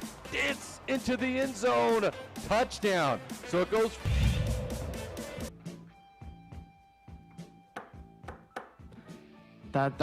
Those leg kicks are not to be messed with, you know what I mean? That calf kick, the low calf kick, I've never experienced that, and it was a good one. The highest highs and the lowest lows in this game. My leg is completely dead, and even though I felt like I was checking them, it was just sinking into the front, the muscle at the front of the leg, and it was badly compromised. And it's like an American football in my suit at the minute. So, you know, it is what it is. Dustin fought a hell of a fight. Conor McGregor, after getting stopped in the second round by Dustin Poirier, I saw a lot of you wanted your $70 back on the Twitter. I called Poirier on Friday. I just thought he was too good, and I just, you can't just keep taking years off, and there are big long times, and then jumping back into the octagon against guys who are at the top of their game, and expecting just result after result because you sell. Have you ever tried that his whiskey, by the way? What's his? I haven't. Is it good? You like it? All right. Yeah, it's not bad. All right. Well, they're not here to take part. They're here to take over. What do you think? I thought it was the classic Conor McGregor who looked good, didn't fight good. And it goes back to that point of you can put in a great camp, but it's not the same as being in an octagon. And when you look at it, it's over a year since he was in the octagon. And, yeah, the last 10 weeks might have been great because he looked shredded. He looked in great shape. But when you saw him in those moments in the exchanges, there was a difference. Poirier was crisp, was hitting, was tactical, and the final sequence kind of sums it all up. When McGregor's a little bit staggered and he's just throwing wildly, and Poirier is just in there, just boom, boom, boom, good night now. And that says everything you need to know. And McGregor knew it instantly when he finally woke back up after the fight was, he talks a big game. That's part of his plan. You know, he's always like, Khabib, I'm here, I'm back, let's go. Well, guess what? If you want to fight again, you ain't fighting for a title for a while. Can he build himself back up? Absolutely. But it's going to take time. It's going to take multiple fights. And it ain't a given now that McGregor is just going to walk in that octagon and beat the top guys in that division. Because what we saw that night for the UFC was all of a sudden Michael Chandler in his debut making a statement, jumping right to the top. And then Khabib, he's sitting back retired. But the one thing he said to Dana White is, I want a new challenge. I fought all these guys. Why would I run it back when I've dominated all of them? So is Chandler intriguing enough to get Khabib to come back? And then you get a little, three-way going for that title once again. But when it comes back to it, McGregor, good night now. A lot of people love him, hate him. That's the beauty of it. Good for the sport. But you could tell there's a difference between looking good and fighting good. Yeah. That was the diamond winning on Saturday night. Look, nobody's bigger than their game. Nobody is. Tom Brady isn't. Conor McGregor isn't. LeBron James. Like, the games go on after they peak. And Conor is still the biggest name, I do believe, in the game. I do. He resonates with your fringe to non-UFC fan. He's the, to me, best talker in the fight game since Muhammad Ali. There hadn't been a better talker, better promoter in the fight game, I don't think, since Muhammad Ali. Better than Tyson. Better than any of those guys. I don't know that I'm ready to sit here and tell you he's done, but you can't just pick and choose. You can't just go away for a year and come back and come to the top of the division. You just can't. These guys are too damn good. And to your point, man, you can have a great camp, but you're not getting hit. You're not out there in live action. It's just like anything else. Michael Jordan went and played baseball for a while. It took him a minute to come back. Now, short minute, but it took him a minute. Whether you're in your prime or you're not, and especially if you're a little bit past it. How old is Conor? 32.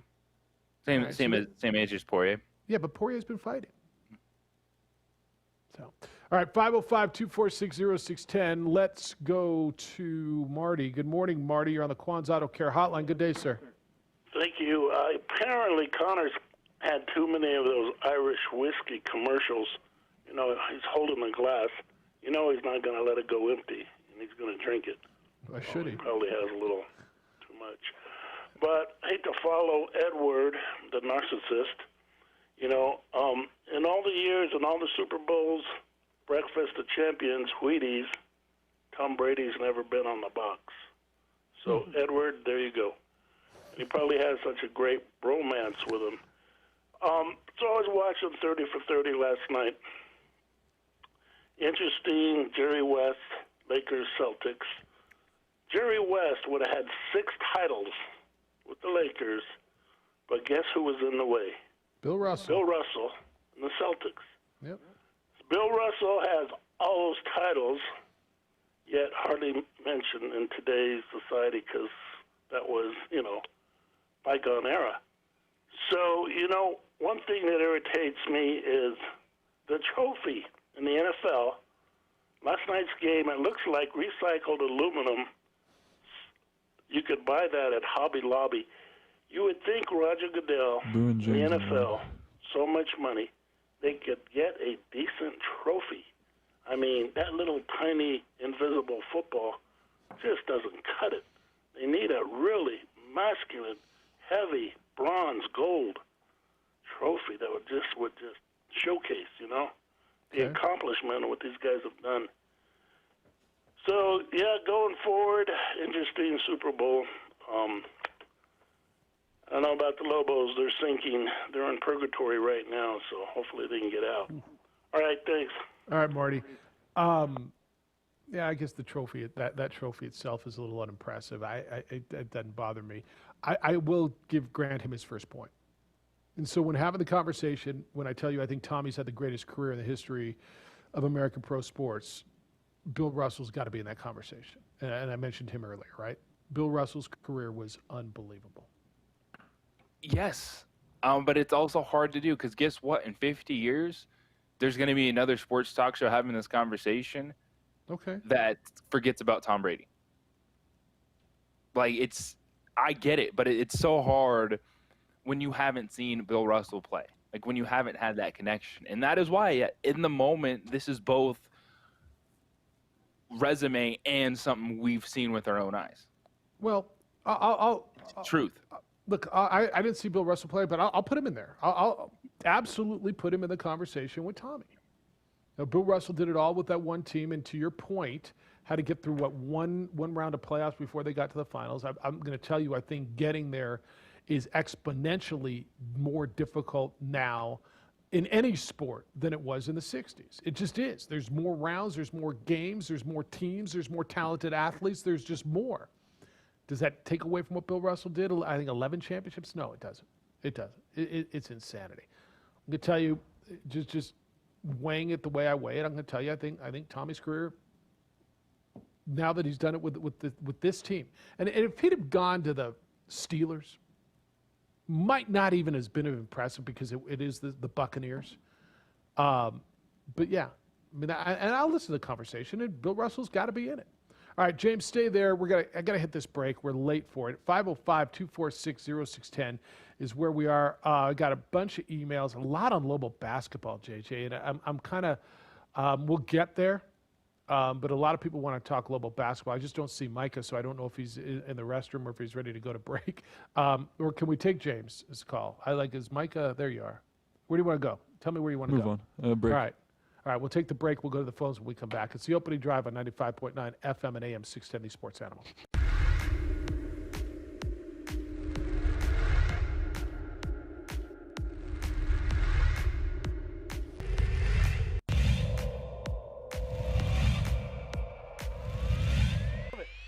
Let's see if Melfi can cash it in.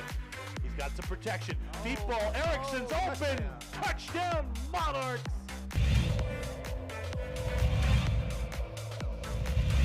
Second and 10. Smith looking, and he's going to fire over the middle, and he's got his guy, and it's another big play.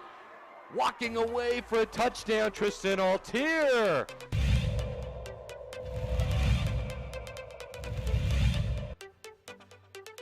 going to hand it off to Chavez. Chavez breaking tackles. Look out. Chavez up the sideline, stays in bounds. Touchdown, Volcanovic. That replay, I got you. Measurement. I mean, Smith's got a fire on first down, and he's on the outside. There's a lot of room for Brad Thomas. A move, and he's set free. Dance into the end zone. Touchdown. So it goes.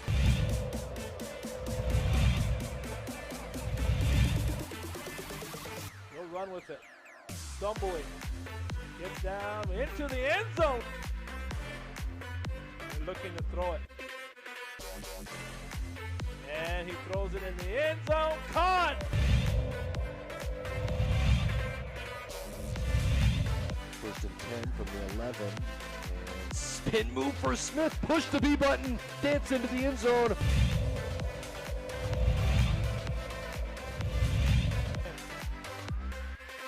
He'll throw it. Looking. Here comes the rush. Step it up. Pavia now running around. Being chased. Looks across. Throws it up, man's wide open. Ball is caught. Touchdown. Jimmy Guy.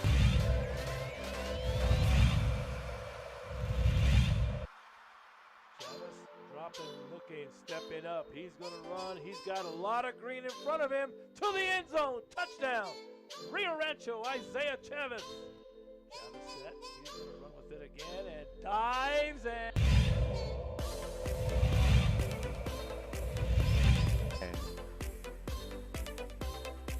It's Austin Smith, and to the outside, a lot of room. Look out, a foot race down the sideline.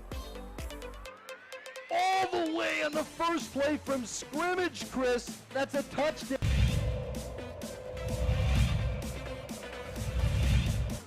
Scrambling. And great hit. He bounces off outside. Got some daylight at the 20, the 10, the 5. What an incredible run.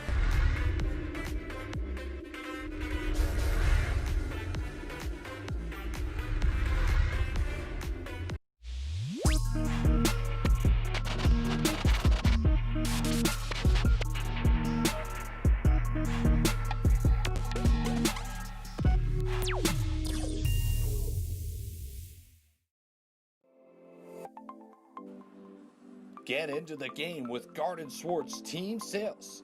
They have everything you need, from screen printing, embroidery, and digital printing services, high school letterman jackets, and all high school and club uniforms, and individual and team apparel with the most reliable brands like Speedline, Rawlings, and Wilson. And don't forget to check out the latest F7 Shut helmet. It's all at Garden Swartz Team Sales. Give them a call, 505-884-1234. Garden Swartz Team Sales.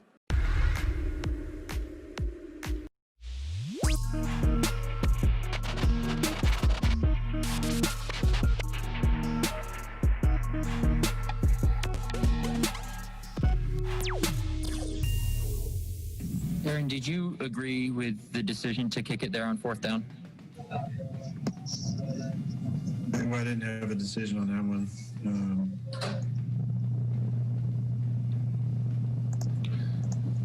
Yeah, that wasn't my decision, but I understand the thinking above 2 minutes with all of our timeouts, but yeah, that wasn't my decision. Aaron Rodgers, after getting knocked out of the playoffs in the NFC Championship game, 31-26. Wasn't my decision. JJ and I both believe at that point you fight your coach. I mean, like, wait a minute. What the hell are we doing? I'm not coming off the field. And you could be called a crybaby. Oh, I want to be a team player. No. How hard is it to get to that point? I mean, JJ, come on now. Right? You'd fight your coach.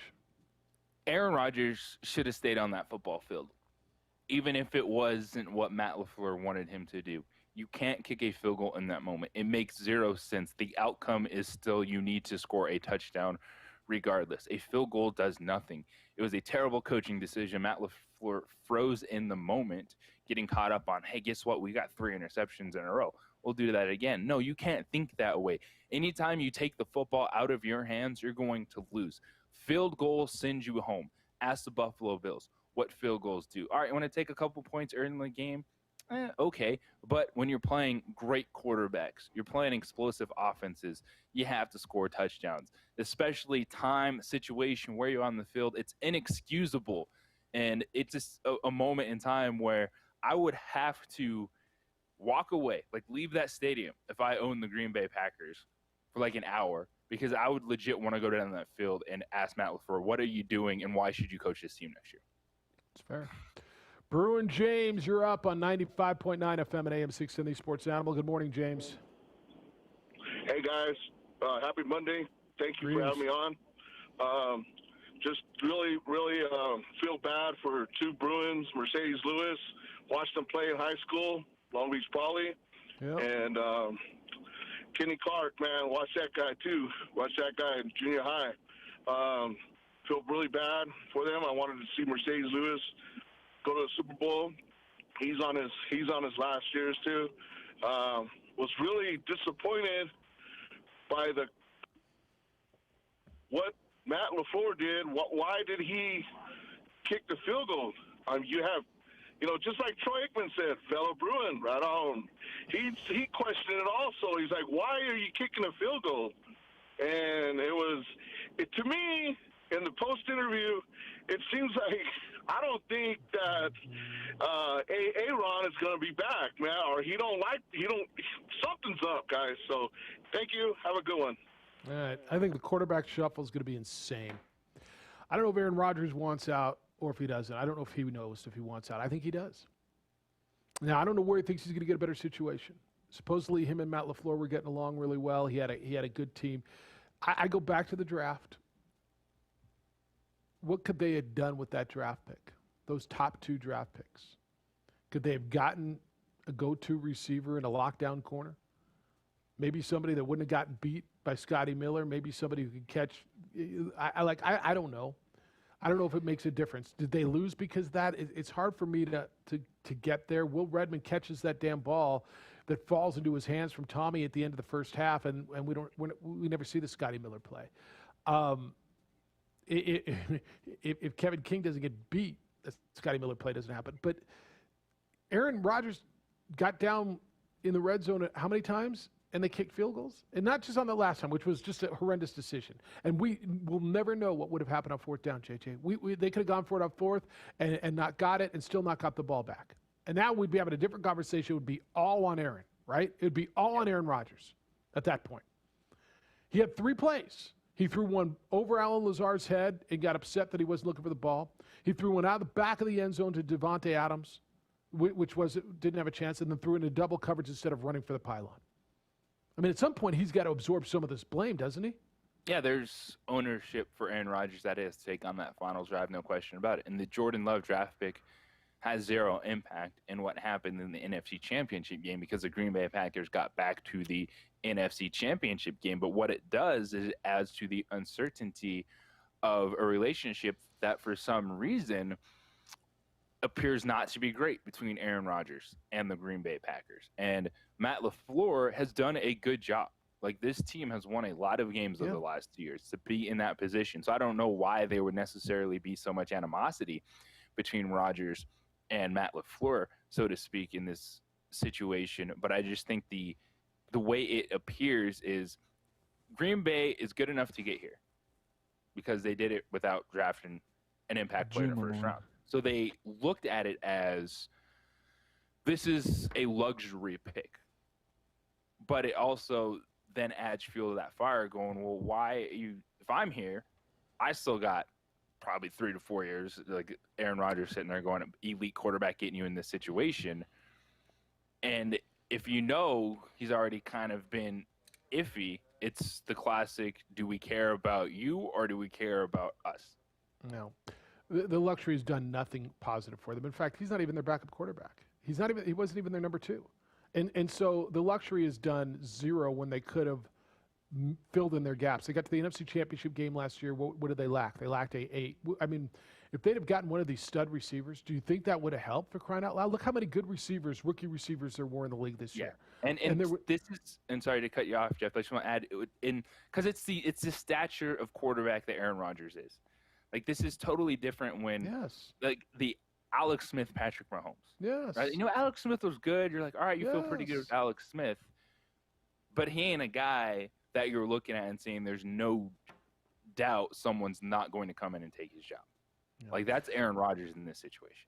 Totally agree. Jim, good morning. You're on the Quan's Auto Care Hotline. Hello, Jim. Well, good morning, guys.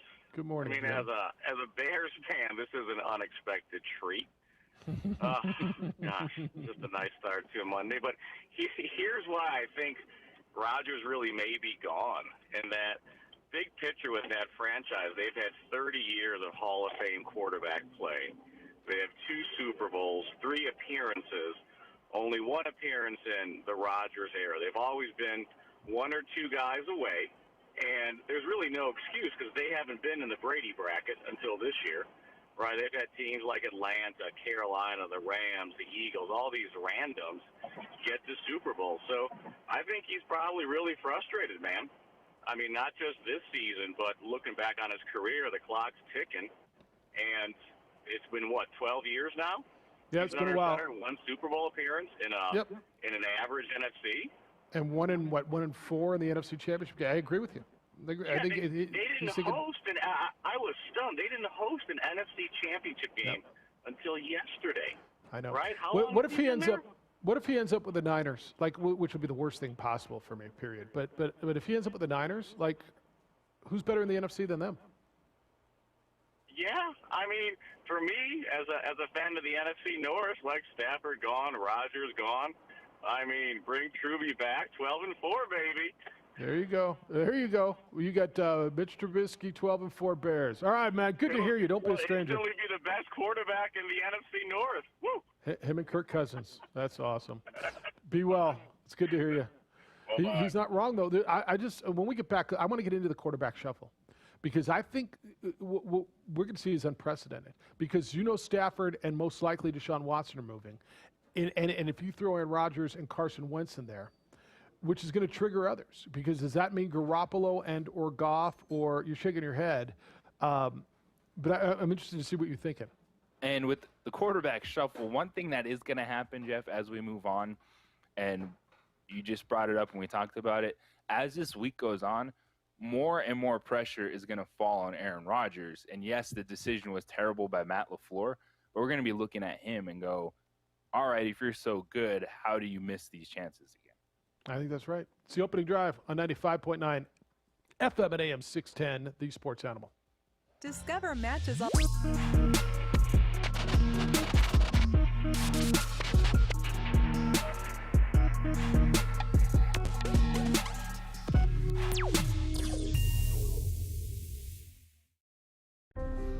The New Mexico High School Coaches Association, established in 1941, is an organization of New Mexico's best and most professional interscholastic coaches. Coaches across work daily to help our student athletes excel in the classroom, on the field of play, and in our communities. Students that participate in interscholastic activities attain higher grades, higher graduation rates, and higher wages. Responsible for the North-South All-Star Games, statewide Coaches Award Program, and providing multiple professional development opportunities for New Mexico's coaches. Be a great coach by coaching beyond the game.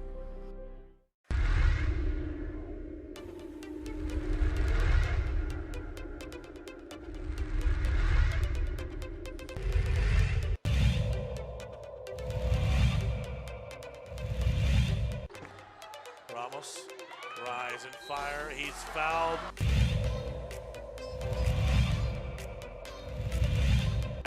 He used to coach for Del Norte. And here's Voss all the way with the finish. He'll get the... Behind the back of the dribble. Tries to go up with the right hand. He changed hands in midair. And hot it. Send it away.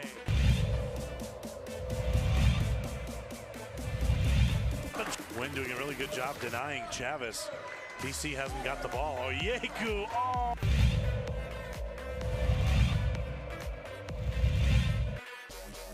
Working against Watson. Oh, look at the spin move.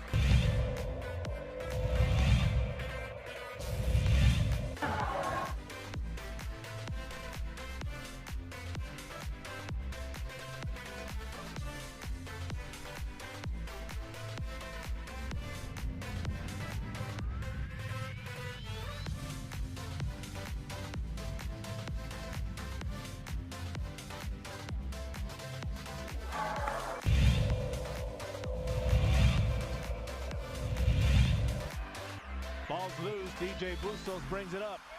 Bars Tompkins, alley-oop. How about it? That was redunculous.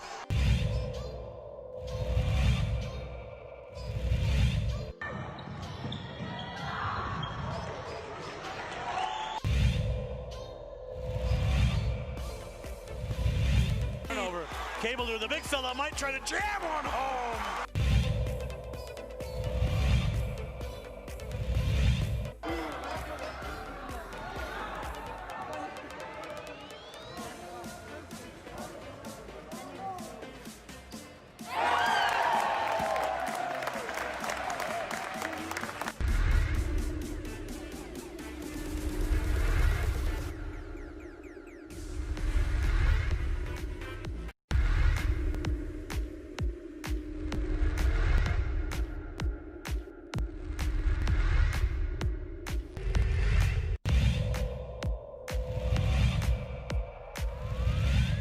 creates space. He gives it off to Rivas for the three, and he buries it.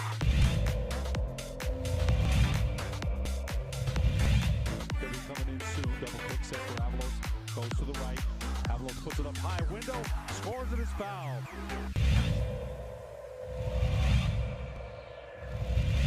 Right here by Lewis all the way, coast to coast, and finish. What a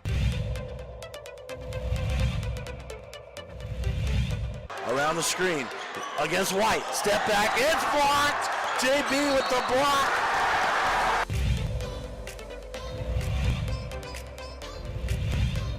In transition, ahead to hit on for the two-hand hammer.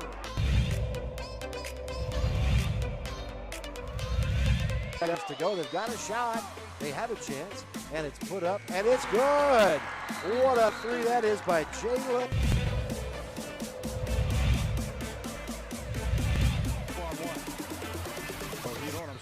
Hidon puts it up.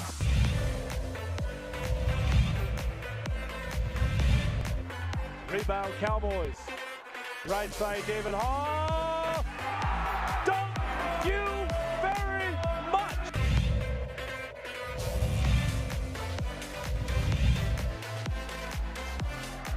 Here come the Cowboys. Domina Lovato lays it up. Missed it. And I'm gonna have to take some time away for sure and clear my head and just kind of see what's going on with everything. But it's pretty tough right now. Rogers! Hey, Raj.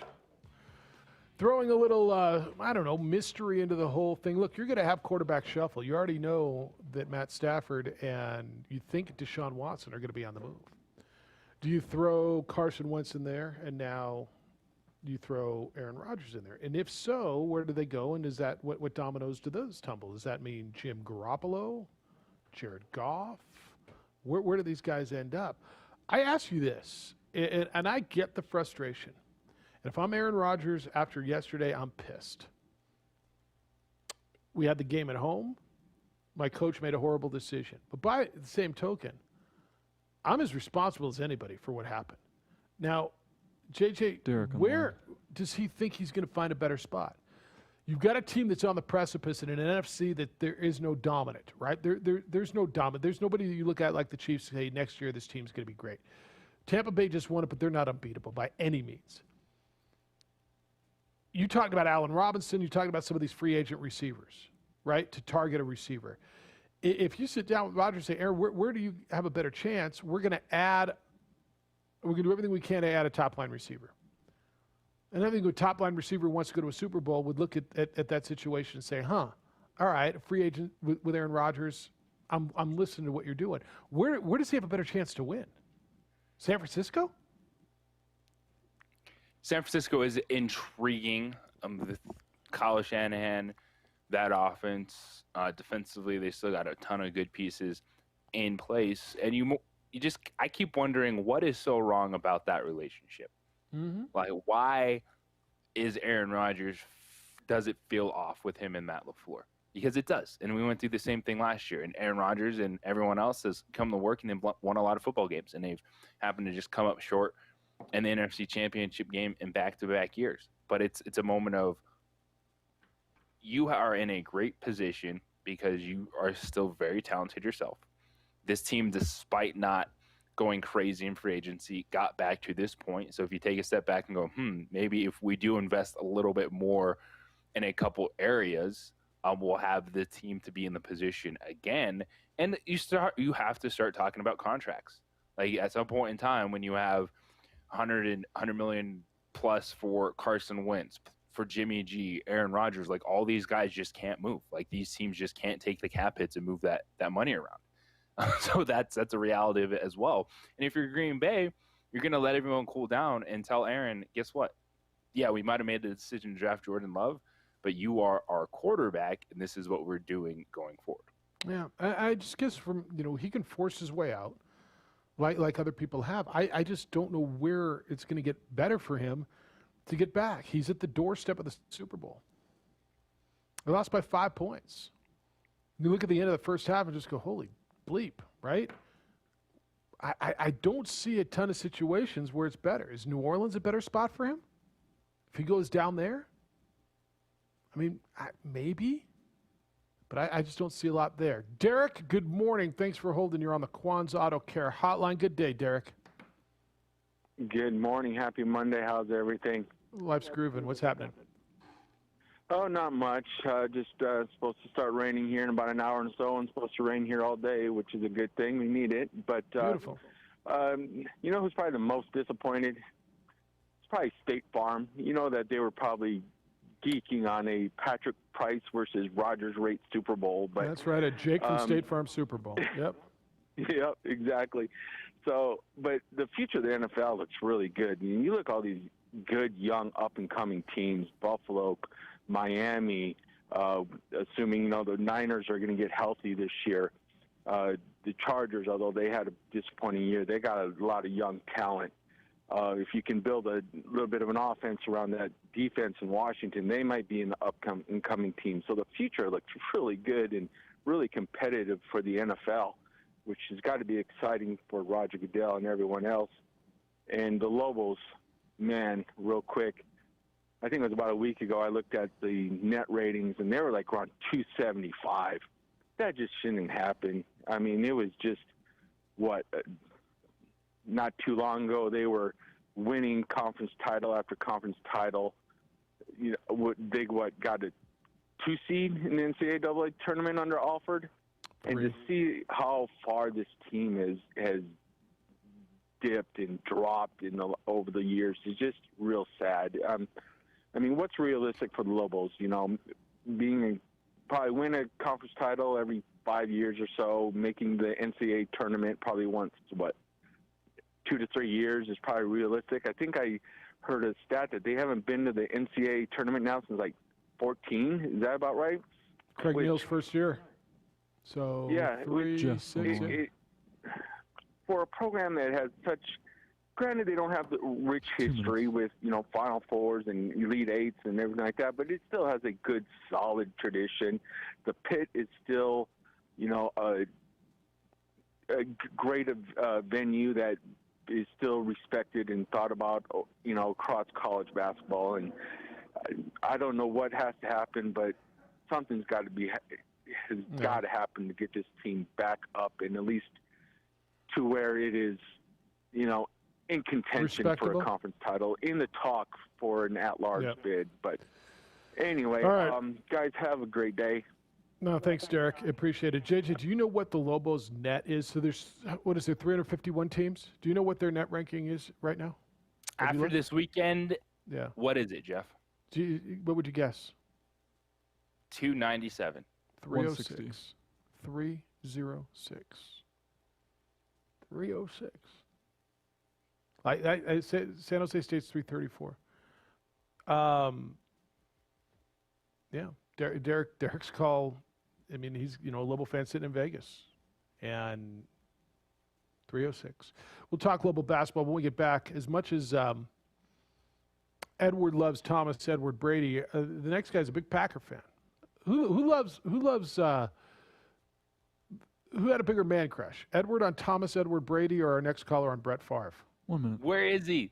Where's the copper fit when you need him? Yeah, we're going to hold you through the break so you get your sufficient time. But Packer fan, I can't wait to. I was hoping he would call today because he's a Hall of Fame caller and a Packer fan, and I want to hear angry Packer fan today. So that's next. We got Lobo basketball to talk about. You can get in on the fight. Tennessee hired an athletic director. Danny White from Central Florida is going to Tennessee. Eddie Nunez's name was up for that job, at least in one mention. I don't know if he was really up for the job. But Danny White got the job at Tennessee. 505-246-0610. It's the opening drive on ProView Networks at 95.9 FM at AM 610, the Sports Animal.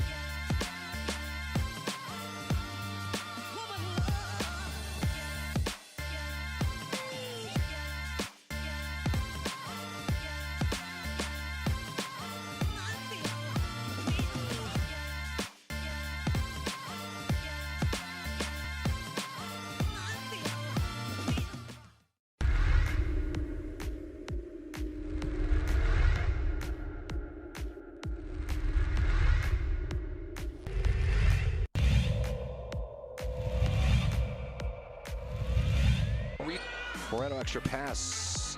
And Watson.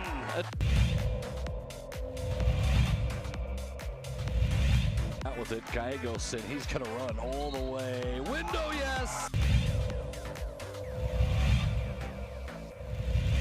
Able to get out of it. How did he find Battle? It's to Cunningham, and it... I mean, Ramos' hand. And Ramos puts it up, beats the buzzer!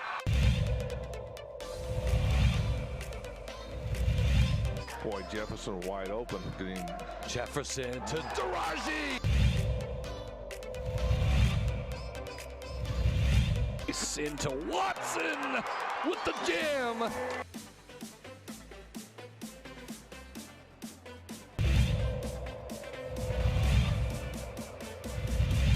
Far ball again. Another steal by Davino Lovato, and here comes Agbaiosi. Lob, two-hand hammer. You knew that was coming.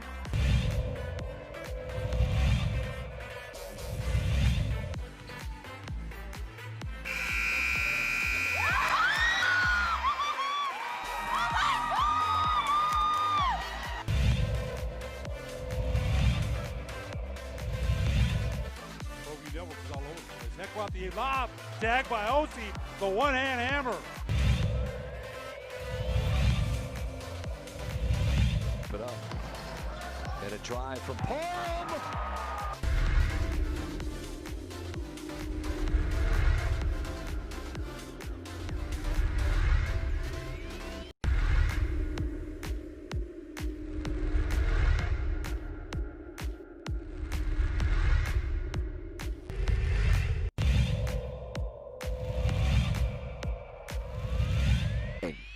Call it as Pavi's looking, and he's got a guy wide open, and it's Gay, and he's gonna walk into the end zone.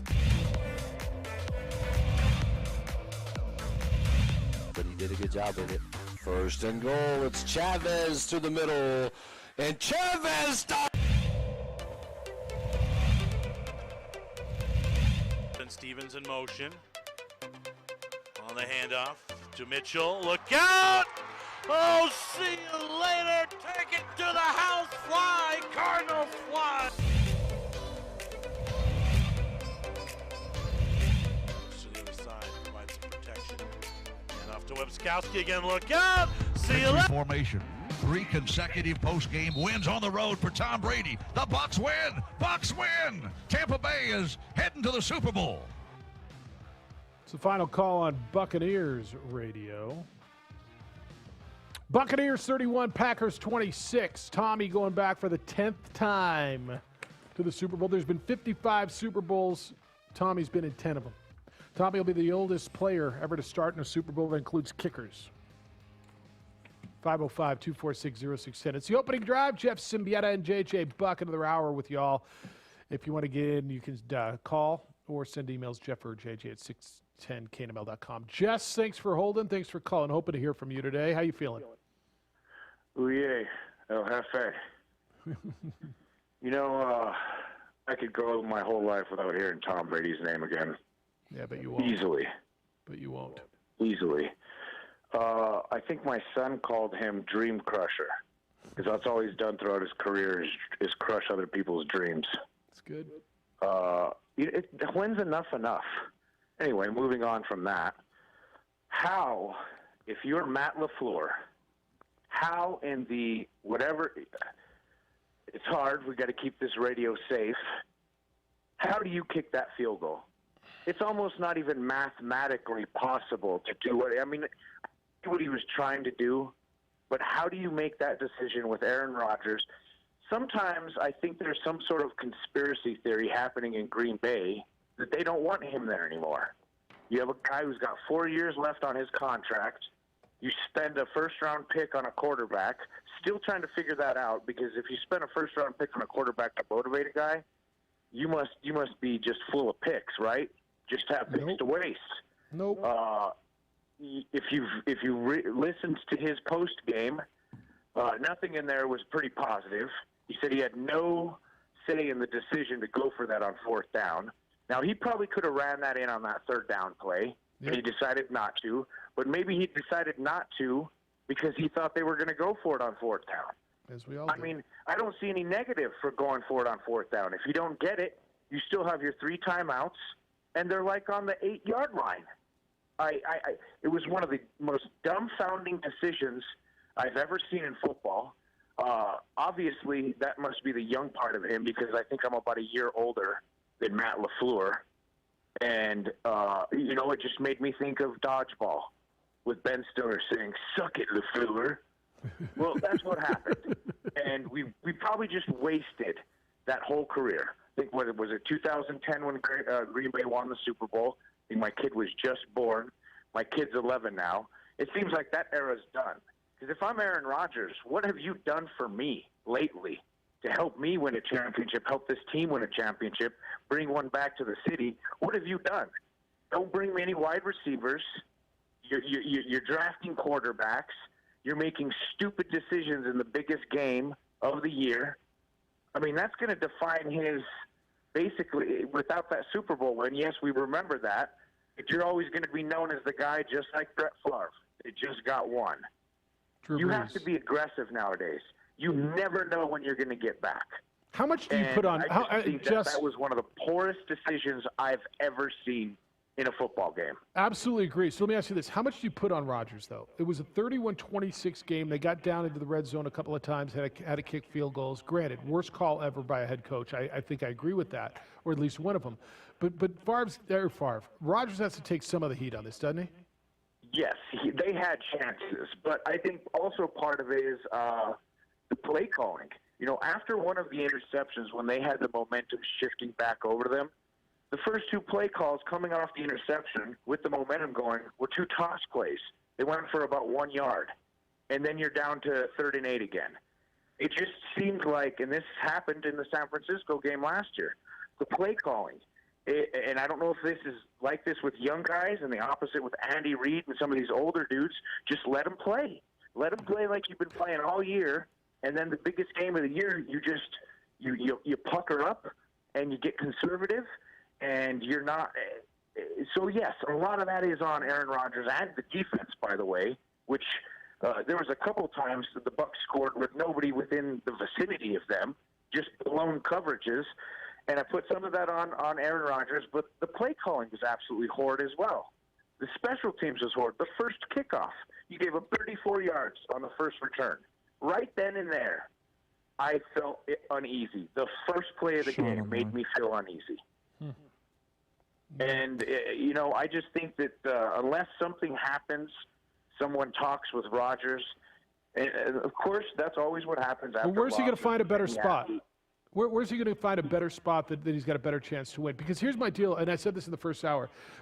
Since we're in a coaching hiring cycle, all these and LaFleur's done I think he's done a pretty nice job until that.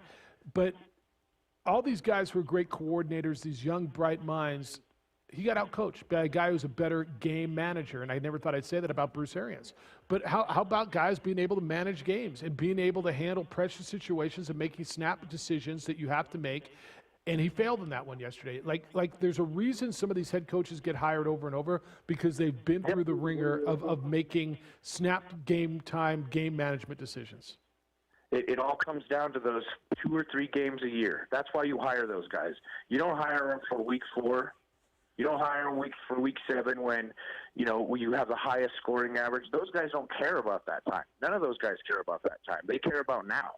Yep. And like Bruce Arians, those guys, that's why you just said, that's why they keep getting jobs. That's why they keep getting hired for the decisions in these couple weeks of the year. That's it, point blank. And LaFleur blew it. But let's just say, hypothetically, you said what would be a better spot. Imagine Aaron Rodgers playing for the Saints next year. Yeah, what do you think he could do there? I'm just saying, I'm throwing things out, not that could happen. Saints and 49ers. But there are better situations where I think other teams would take a chance. And look what Tampa Bay brought in for Thomas Edward, the butthole Brady, for him to win this year. Brought out Gronk, took a chance on AB, even though the head coach said no. They still took that chance. Why did they do all those things for him? So he could get to the Super Bowl. Maybe Aaron Rodgers would like that feeling too, where you're doing everything for me to get me to the Super Bowl instead of drafting Jordan Love. It's a shame, Siembieda, a shame. And we've wasted his career. He had more time on television with Jake from State Farm than he did throwing the football last night. It's a shame. Good to hear you, man. Don't be a stranger. He's not wrong. He's not wrong. The one thing I keep going back to, and the situation, all right, Matt LaFleur says he wants to put the field goal team out there. How do you walk off that field if you're Aaron Rodgers? Is Tom Brady walking off the field in that situation? He's not. So that is the one moment I go, was that Aaron Rodgers saying, okay, I'm done here? All right, this is what you want to do. You live with this decision. I'll walk off the field. We'll see what happens. I don't know how Aaron Rodgers walked off the field on fourth down. Yeah, I don't know what you do. I mean, do you just say I'm not leaving?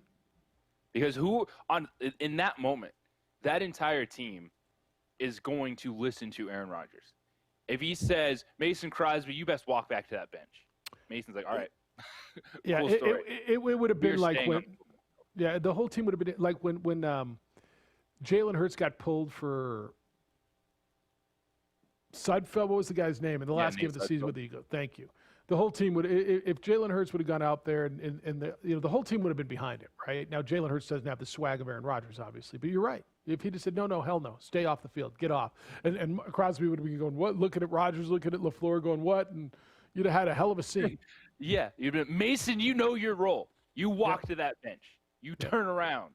Yeah. You're staying out here. No doubt. That team No would have doubt. listened to Aaron Rodgers. Sean, how you feeling this morning? Good morning, Sean.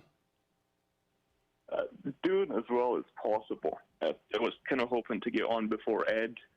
I'm tired of hearing the Tampa Brady Gronkaneers, but I guess I have to hear it at least until February. Yeah, that's probably right. And the best thing about effigies is they're meant to be burnt, right? I imagine. So with Ed's effigy, I look forward to seeing that one on fire. But you can't deny Brady is the greatest player that the NFL seen. I don't know about American sports, but certainly the NFL. Well, I didn't say the greatest I think player. you argue against I didn't say the greatest player in American sports. I said the greatest career in American sports history, and Bill Russell might be right there with him. But give me somebody who's had a better career overall with when you throw everything in and throw at 43 years old, taking a team who hadn't won a playoff game in 15 years to the Super Bowl in his first year. It's hard to come up with any. But to pivot completely from this, let's talk about the head coaching hires that have gone through the league. Mm-hmm. This will directly impact the quarterbacks that are on the move. But Meyer to the Jags, Smith with the Falcons, we've got Staley with the Chargers, Campbell with the Lions. That's the biggest shocker to me, I think. Or maybe Sirianni with the Colts. The Colts OC. But did you see the Texans interviewed Josh McCown? Yeah, Josh McCown, Jim Caldwell, Eric Bieniemy, Leslie Frazier. Yeah. But of all the hires, what do you think is going to be the most dramatic impact, the most franchise-defining or changing? I want to see what they do in Houston and what they're able to I just don't think they're going to be able to keep him. What's the most franchise-changing of all the hires? I don't think the Chargers changes it much. I don't think so. To me, the one that's already changed it, and you can see it with Houston's situation, is Saleh to the Jets. Watson wants to come play for Saleh. When was the last time you saw a top-tier quarterback want to come play for the Jets? Joe Namath? It's been a long time, my friend. Yeah. That's good. But, all right. But, yeah, back to the first Marty that called in today is all Bruce Arians turned around Carson Palmer's career. How can you not give the guy kudos for being a good coach? That's right. That's absolutely right. I appreciate it, gentlemen. You have a good one. Be well. Which coach has already turned around a franchise? The Jets, maybe, because I think the Saleh hire is great. I'll tell you, I think Urban Meyer, too, by the way. I know you and I are different on this, but I think Urban Meyer is going to give him time. Not next year, but give him time. Time? Yeah, 2-3 years. NFL? You ain't getting no time in the NFL. Dude, when you're 1-15 in your Jacksonville, If there's ever anywhere you get time, it's in Jacksonville when you're 1-15. Now, the Urban Meyer perception-wise, yes, Salah, just for the fact if that report over the weekend was real, coming out of the Miami Herald, in which Deshaun Watson actually uttered the word New York Jets, then Salah is absolutely already changing that franchise. No doubt. He's a magician if that's right. All right, I've got a bunch of emails I want to get through to you. We'll get into global basketball as well because the emails are going to get us there. If you want to get in on the fight over the weekend, you can. Obviously, all the football's on the table. It's all there for you. I mean, everything from we haven't even talked about the pass interference calls, like the holding calls that just were let go. Yeah, the last one was more egregious. But, I mean, if you're going to let them go all night, then you're going to figure, all right, they're letting them go all night. And then we're going to throw a flag at the very end. It's a little sketchy as well. 505-246-0610 is how to get in. Email Jeff or JJ at 610knml.com. And, of course, you could watch the show on ProViewNetworks.com or on our Facebook page, The OD in the AM. Security for your home or business is kind of like insurance. You know you need it. You don't want to pay for it. And then a bad guy breaks in and you realize you should have been prepared for it. Don't get caught off guard. Don't wait until something bad happens. Call International Protective Service. IPS, they've protected my home for years. It gives us a sense of security. It gives our neighbors a sense of security. It's good to see them outside every day. They come by the house at least once every single day. And they just protect what's important to you. Last year was a nightmare. Make this year better. Protect what's important to you and take some action. Protect your business, your home. You can have on-site guards or 24-hour patrols to stop crime before it happens to you. If you go out of town, IPS will pick up the newspaper and the mail, roll the garbage cans to the curb and back on garbage day. Just give your home that lived-in look. Do this for yourself. Do this for your family. Call International Protective Service at 505-897-2420. That's 505-897-2420 or go to ipsglobal.com.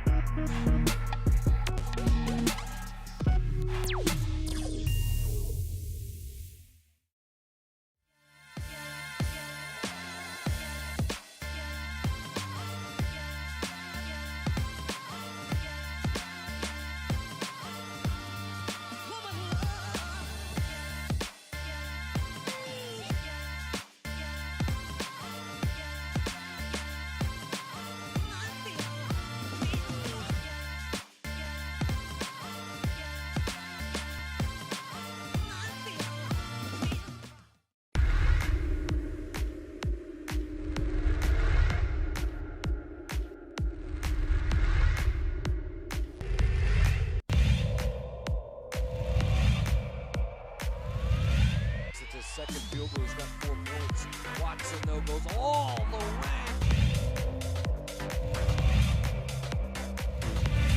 Hit the deck, I should say. Cordova tried to throw it off. Romero, a 3 for...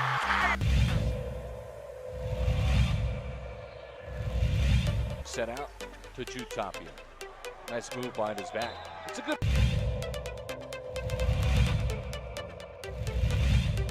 Here's Ramos, step back, high arcing, twine! But he needed to get his legs back under him. Ooh, a little kick.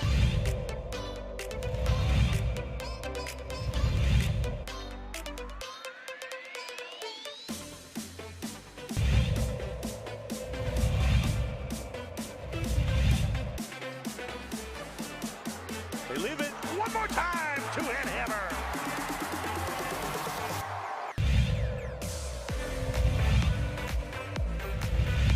Look at this, they're not going to score again. Look at this. Up top. Yes, and the finish for Akbayosi.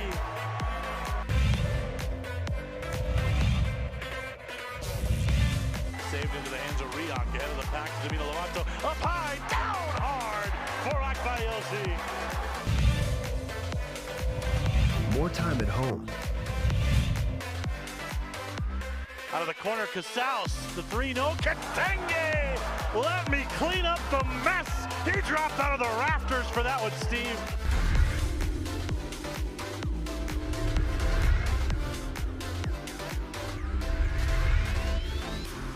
Don't sacrifice quality of flavor when you're in a hurry.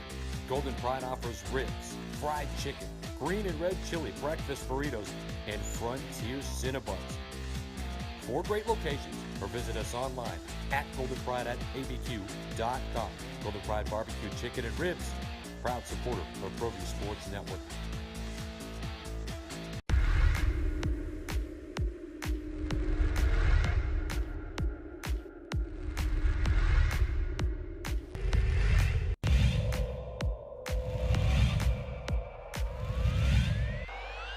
Ramos wants another.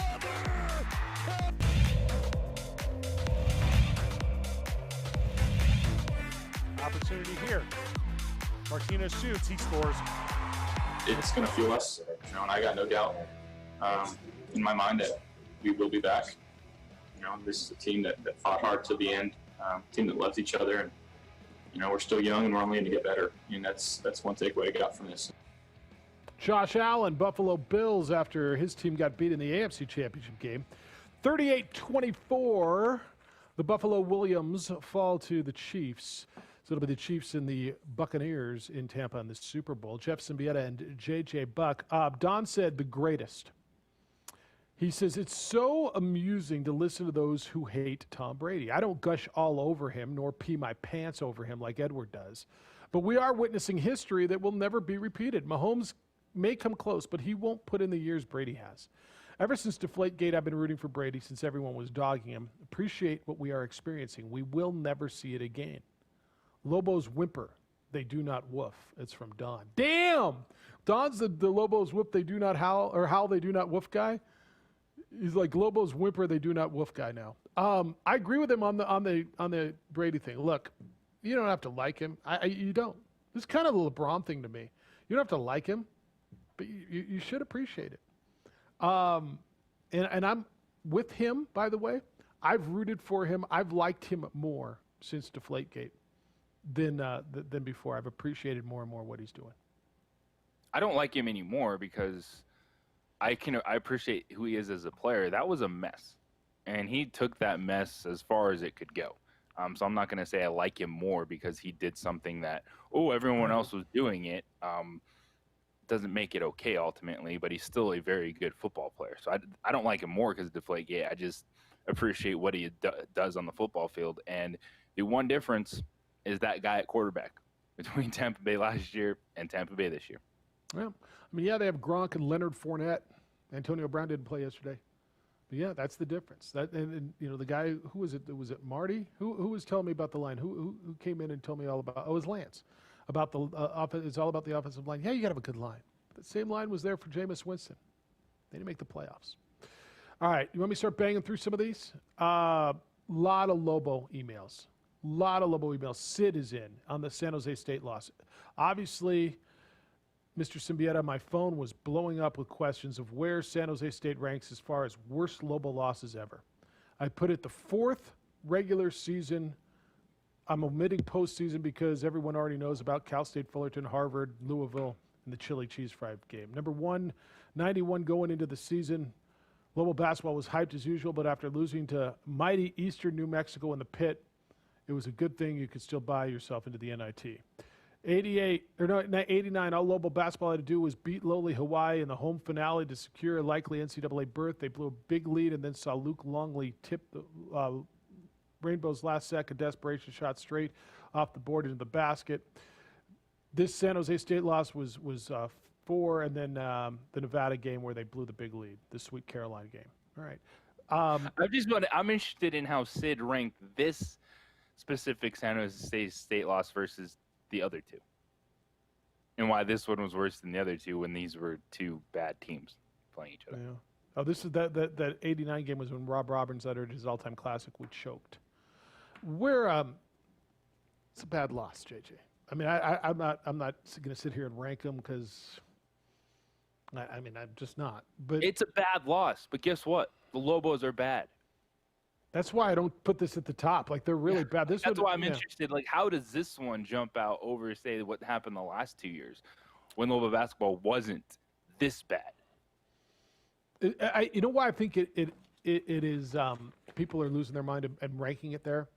because it solidifies that you are that bad. Like when you lost the last couple of years, okay, we lost a road. That things happen, right? Every once in a while, Appalachian State beats Michigan, right? But your net ranking's 306, and they blew you out of the built. And I think it's a recognition of, damn, we are this bad. Like we really are this bad. Where in other years, You needed confirmation on that. I think so. Yeah, especially after beating them by double digits 2 nights prior. The one thing I don't get, and it was hard for me to understand, is when Paul Weir was talking about the energy and effort, and saying it wasn't there, he didn't see it out of his team. How is this the moment where your team doesn't Right. show up? You Like, just won beat your this first team. game. You had the, okay, we can smile. We know it's still going to take a lot of work. And you knew, going we home. talked about it on Friday, that, all right, San Jose State's going to hit a couple more shots. It's just going to happen. And they did. But the difference in that game wasn't them just hitting threes. It was that final 10 minutes. The Lobos stopped rebounding. They gave up shots inside. And guess what? You're a team that's going to go through offensive droughts. And if you can't bring that energy and effort in the defensive end, you're not going to have yourself a chance. And I can't figure out why that would be missing on that day after coming out and going, oof, that was tough, but we know what it's going to take. And then you don't go out there and do that. You just won your first league game. You're going home for the first time in a while. Like you have everything to be fired up about, and you come out and lay that. Oh, and by the way, their leading scorer's out. Their best player isn't playing. By the way, and maybe that's part of it. Mike says, is Hunter the most frustrated analyst in America, Jeff? When I heard him yell, try a zone, it sounds like it's taken all his restraint not to throw off his headphones and pick up a clipboard. Maurice said, JJ said a mouthful, Jeff. Friday, you had a caller ask who on this Lobo basketball club is going to be playing on Sundays in a few years, and JJ said no one. That was a wake-up call. One that long ago in the David Gibson Louisville era, that squad had 2 NBA first-round picks, future New Mexico slam great Lamont Long, a guy that was a star in international play, Daniel Santiago, who, by the way, played in the NBA, and the greatest player ever to come out of Hot Springs and Royce Olney. It's hard to believe 2021 Lobo basketball doesn't have one guy of this caliber. Rudy, good morning. You're on the Quan's Auto Care hotline. Hello, Rudy. Good morning. Well, just like all sports, you take the good with the bad, right? You know, I get to brag about Tom Brady because he graduated from the University of Michigan. And I can't tell you how many times I've won that trivia question about who was the quarterback on the 97 Rose Bowl team. And Brady was on that squad. But it was Brian Greasy that was the quarterback when they beat Washington State. So there you go. He couldn't even make first team at Michigan. But he went on a pretty good career in the NFL, hasn't he? Yeah, he's all right. Yeah, I mean, go whatever you want to call it. It shows you what a quarterback can do for an organization and how he picked up the tempo and how he influenced a lot of those other guys on the team to be accountable.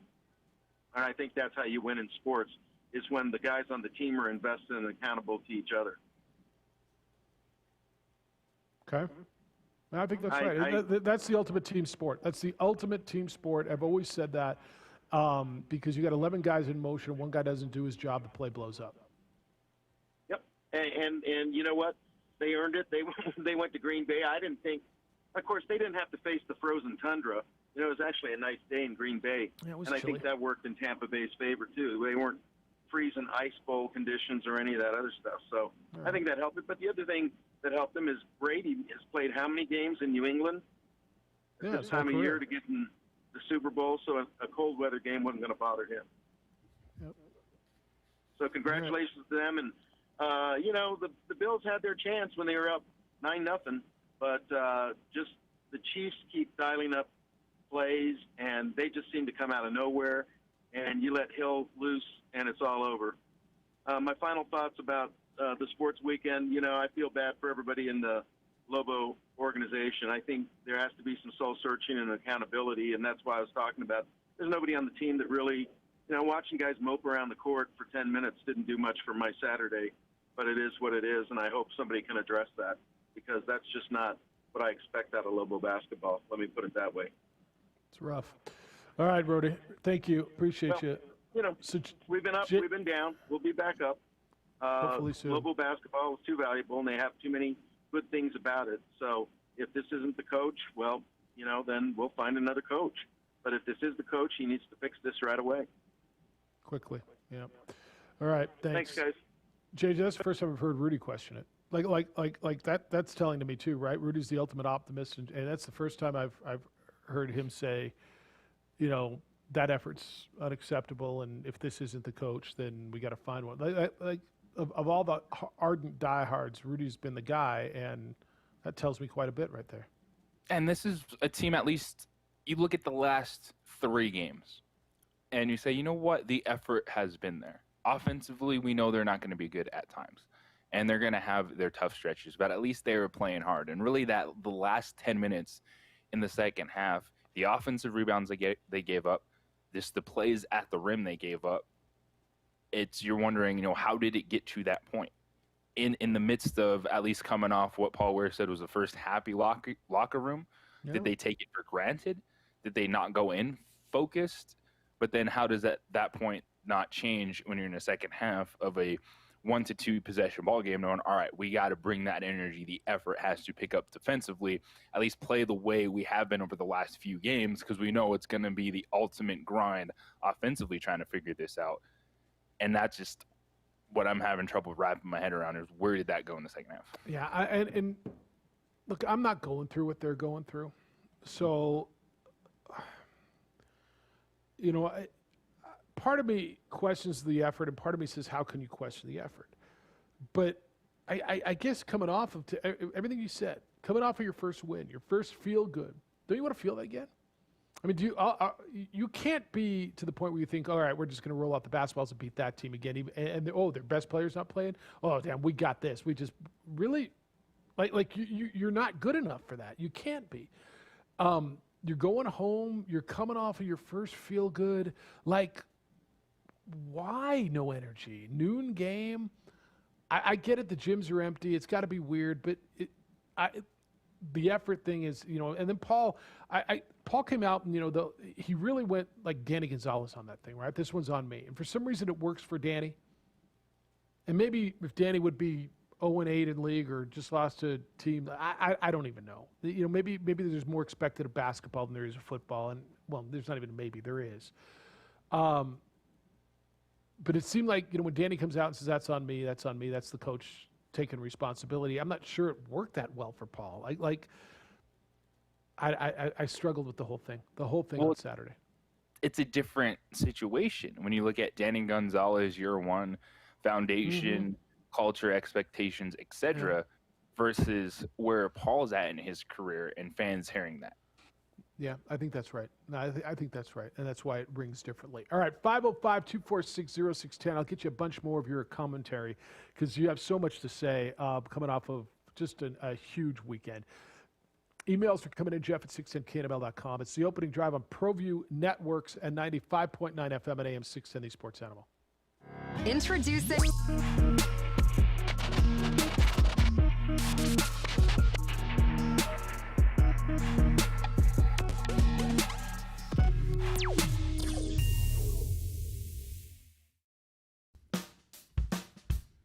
Well, I'm going to the frontier, walk up to the cashier, order up a root beer and a number one. Cover it with green stuff, one scoop is not enough. Find a booth is real tough, back by the Duke. Meet my family, meet my friends in the quirkiest restaurant I have ever been. All of Albuquerque's favorite spot, it's the Frontier Restaurant. The Frontier Restaurant is a proud supporter of ProView Sports Network.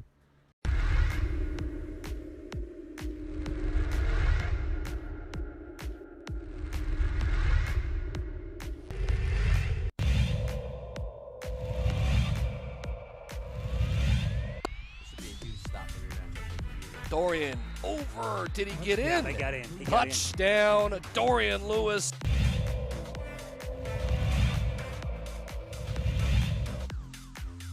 Seconds to play. Benavides still looking up the middle. It's intercepted. It's picked off by Freddie Anaya, and Roswell's season will end perfect.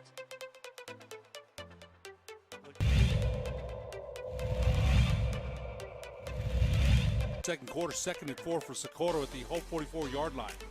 McDaniel trying, good block by Hicks. First down and more, 30, 25, 20. McDaniel might be gone. Touchdown. Wow. Touchdown for Michael McDaniel.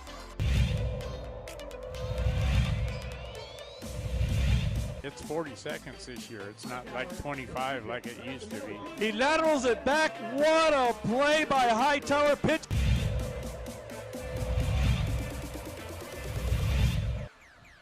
Looked like somebody moved a little bit early. Hicks, the play fake double move. He's got his receiver wide open. Caught. One man to beat. Touchdown. Touchdown to number 17, Nathaniel.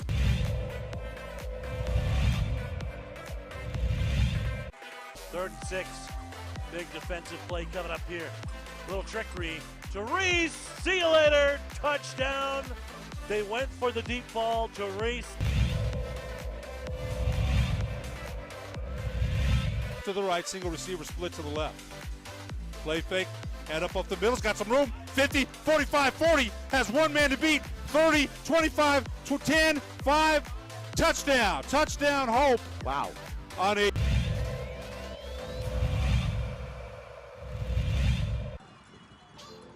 Option again. He'll keep it. Now he'll pitch it. Comes out to the 30, 25, 20, up the sideline. Still inbounds into the end zone. Let's see. Touchdown. Touchdown. Portel.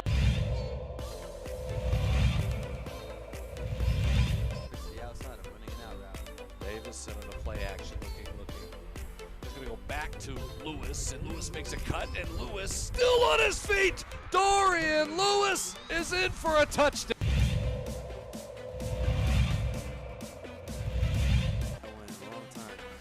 So Davison back to toss, and he's got all day. Makes one miss, and he's rolling, he's got a guy. Can he get it there? Davison to Luke Weissong. We told you he touchdown. could spin that football, and that was a throw right there. I know he's got the win in his back, but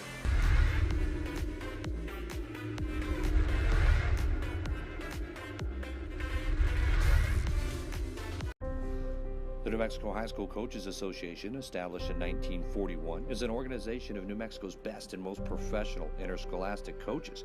Coaches across work daily to help our student athletes excel in the classroom, on the field of play, and in our communities. Students that participate in interscholastic activities attain higher grades, higher graduation rates, and higher wages. Responsible for the North-South All-Star Games, statewide Coaches Award Program, and providing multiple professional development opportunities for New Mexico's coaches. Be a great coach. But, they were very good today.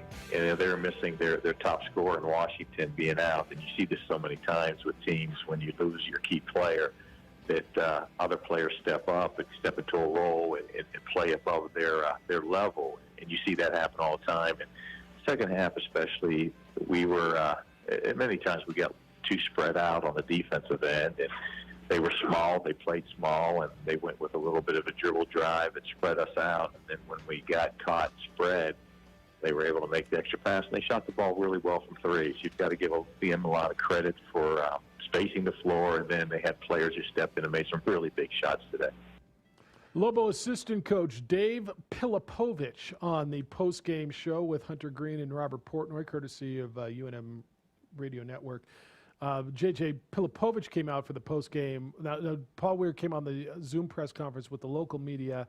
Pilipovich did the radio, which it was really weird because usually when that happens is when there's a lot of other obligations. I'm guessing in St. George there weren't a lot of other media obligations after that, but that was after another loss. Harold says sometimes it's all about luck, Jeff. The schedule worked out for Lobo football when the last two opponents were banged up and down their rosters by the time Gonzalez played them. Is that really right?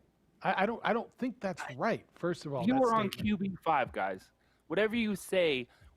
And by the way, Wyoming played that entire season with QB2 as their starter after Sean Chambers got hurt in the first quarter, so he morphed into a starting quarterback.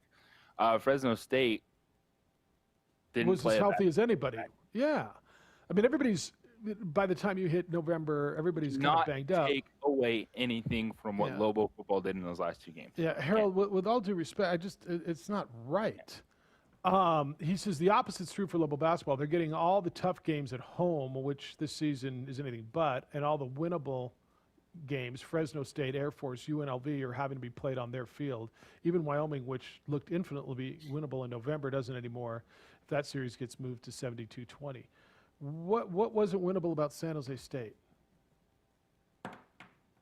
Harold, no. I appreciate what you're trying to do, but I just totally disagree. The Lobos played a really hard schedule to start, which is truth. But you also didn't think they were going to be losing those games with 25 points. And then we're in a situation where you're looking at, can they split with Air Force? Wyoming just swept Nevada over the weekend, to his point. So as we're seeing these teams play, we're understanding. Didn't Nevada win yesterday? No, Wyoming won. Oh, did they? Yeah. All right. Jeffrey in Francisco.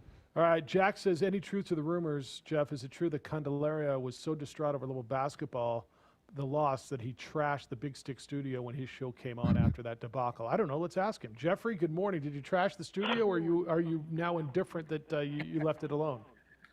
I didn't watch the game. I absolutely didn't watch the game. And, I had to rush to the studio because I assumed the game was going to last like 2 hours and 10 minutes or whatever. I think it lasted like an hour and 45. But anyway, I just want to make an obvious distinction. There's a distinction between the team and the program.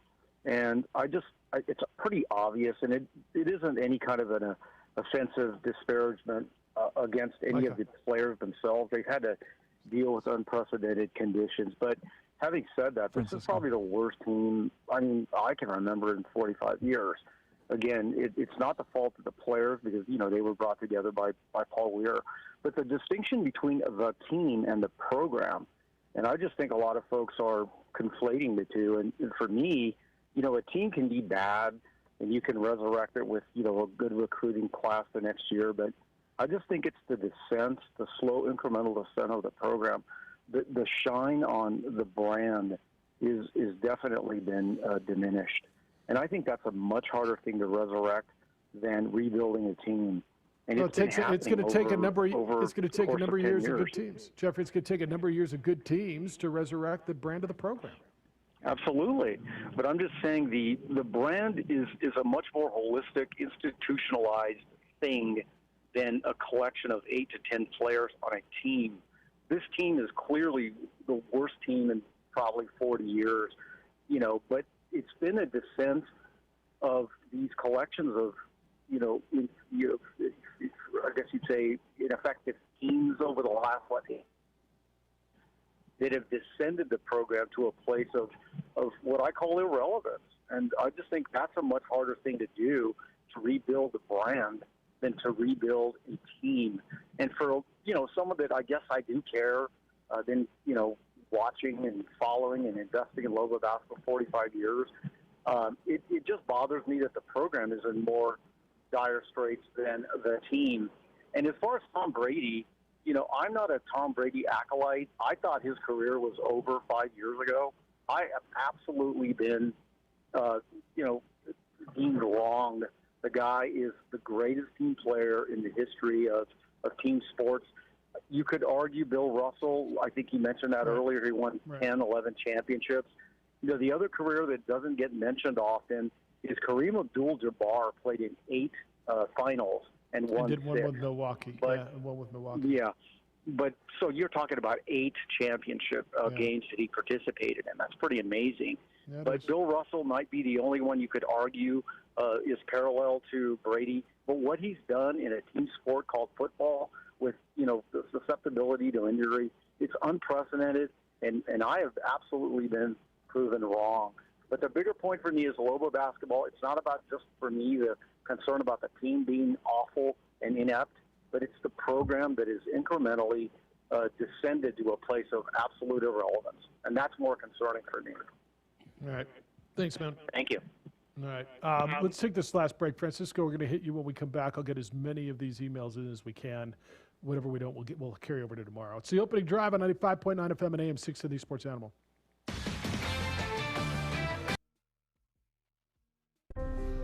The New Mexico High School Coaches Association, established in 1941, is an organization of New Mexico's best and most professional interscholastic coaches. Coaches across work daily to help our student athletes excel in the classroom, on the field of play, and in our communities. Students that participate in interscholastic activities attain higher grades, higher graduation rates, and higher wages. Responsible for the North-South All-Star Games, statewide Coaches Award Program, and providing multiple professional development opportunities for New Mexico's coaches. Be a great coach by coaching beyond the game.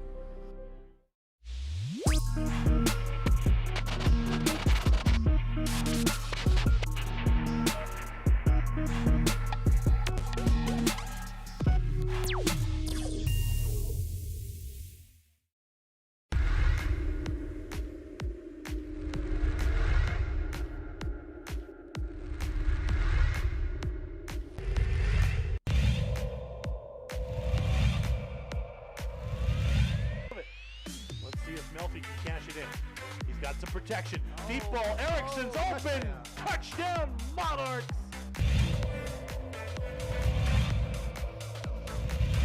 Second and 10. Smith looking, and he's going to fire over the middle, and he's got his guy, and it's another big play.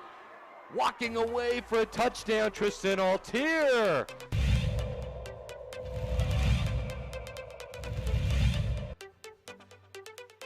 Hand it off to Chavez. Chavez breaking tackles. Look out. Chavez up the sideline. Stays in bounds. Touchdown. Volcanovic.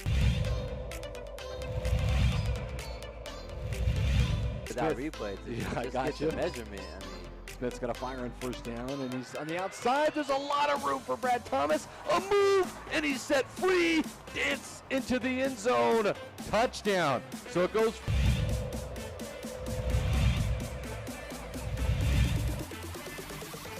Run with it. Stumbling. Gets down into the end zone. And looking to throw it. And he throws it in the end zone. Caught! First and 10 from the 11. And spin move for Smith. Push the B button. Dance into the end zone.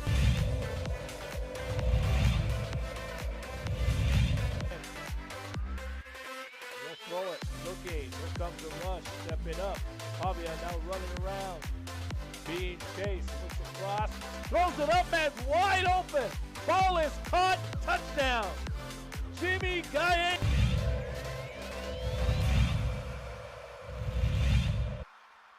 Chavez dropping, looking, stepping up. He's going to run. He's got a lot of green in front of him. To the end zone. Touchdown. Rio Rancho, Isaiah Chavez. Chavez set. He's going to run with it again and dives and.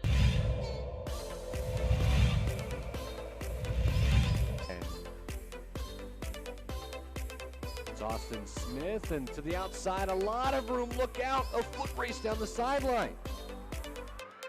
All the way on the first play from scrimmage, Chris. That's a touchdown.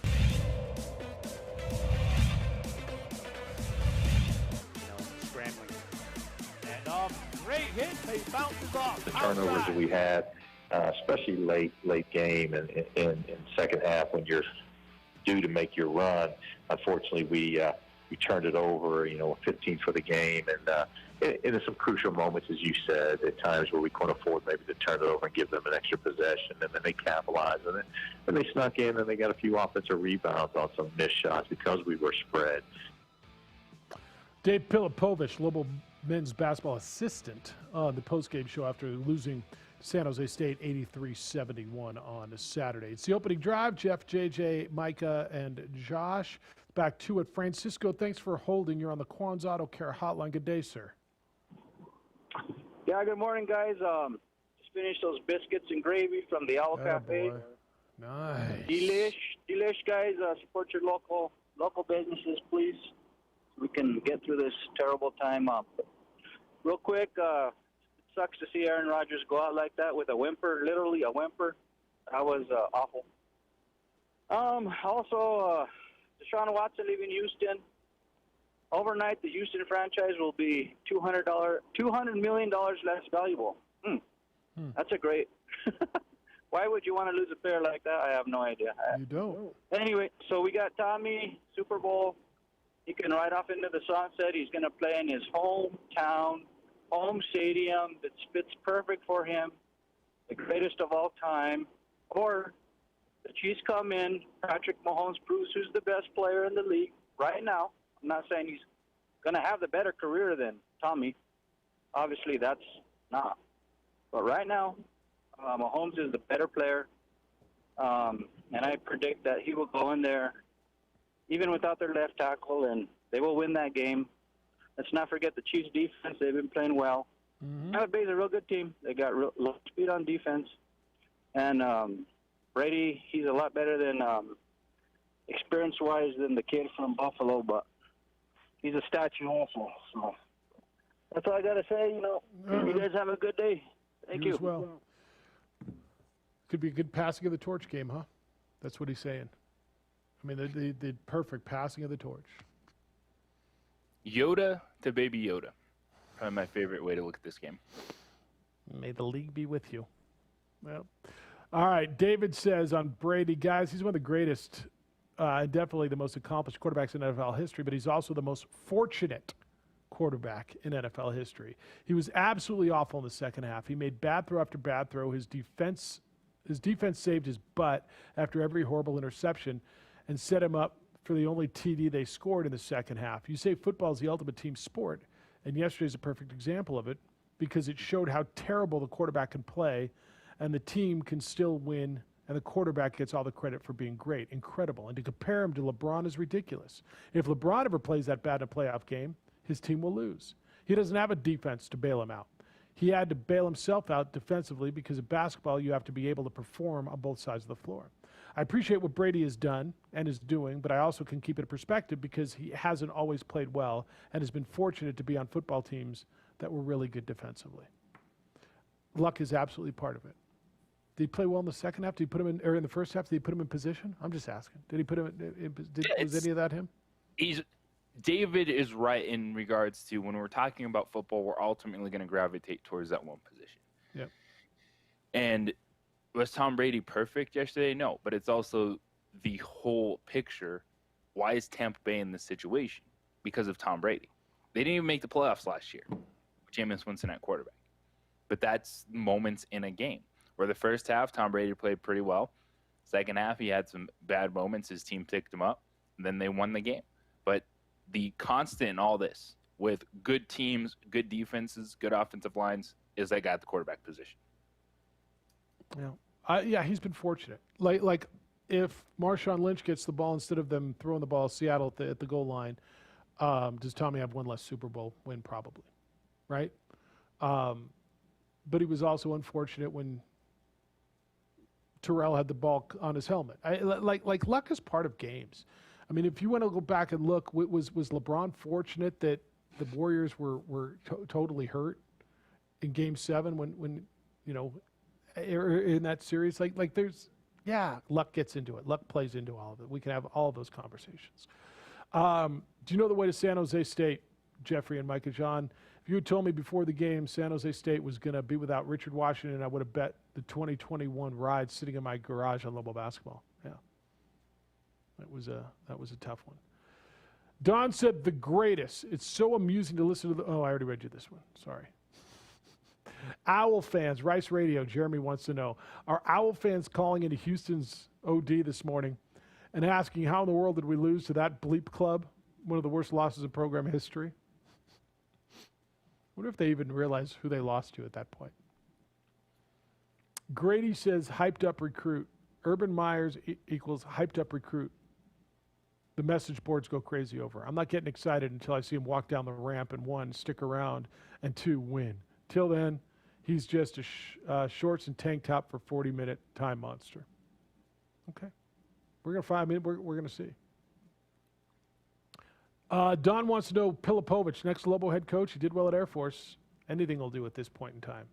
It was kind of weird. I thought at that time, I'm like, what am I listening to? Did something happen here that I don't know about? When Paul said we go back and reevaluate and who wants to play, like, do you expect every guy who came back from St. George to be on the plane when they go to Fresno this week? I don't even know what to take out of that. Right? What he was trying to say. I didn't that wasn't something that even crossed my mind, and that's why when you just asked that question, I'm just kind of like stunned. Like, we're here, like we know it's difficult, and I don't want, like, no one can downplay what they're going through. Like, this year is ridiculously difficult for those athletes, but we're also reacting to, all right, they played a game, y'all practiced, y'all showed up to play a game against the team you had just beat the other night, and then to just look that porous at times defensively with their energy and effort, you're wondering, like, what happened? Are they just really, you can, I think, fairly say they're just that much on edge. Like, anything can tip this basketball team one way or the other because they're not a good basketball team. What would tip it the good way? I don't think there's anything that's going to tip it the good way. If you get your first conference win, and we knew the Lobos weren't going to go out there and look great, but it's energy and effort, right? That's what we talked about the last 3 games going into Saturday, is they're still playing hard. We weren't talking about quitting or this team having problems along those lines. It was just we all watched a team that's not good offensively and was a huge struggle. But then you come back and you're that bad defensively against the San Jose State team that didn't have their best score, that you showed just 2 days prior that we can suffocate them defensively and not have that for the final 10 minutes. Or, like, how do you lose it that quickly? It's no surprise it was a close game to a certain extent. But when you saw San Jose State start beating them the way they did in the final minutes inside, it wasn't like they were shooting a bunch of threes. Like, they hit some, but it was the offensive rebounds, the scoring inside at the rim easily. You're just like, how did it go that bad that quickly for that team on the defensive end? Yeah. All right. John says, I don't think he's going. Guys, I'm just as big a Packers fans as Jess. My dad was born there, and I was put in a Packers beanie coming out of the womb. I was just as shocked at the play call as anyone and understand why Aaron is so upset. That being said, I don't think he's going anywhere. Like you're saying, Jeff, there really isn't a better situation. If we don't get out and get a top, like, free agent wide receiver this year, then the 21-22 season will be the last. But the fact of the matter is the defense is now a top 10 defense, and everything I'm hearing is we're going defensive in the draft. Maybe a corner now, though, because a lot of yesterday was Kevin King. The offense will be just as good with or without Aaron Jones, who I think we will drop the franchise tag on. Aaron Rodgers will be back in Green Bay next year. Someone who should not be back where they are next year is Dr. Weir.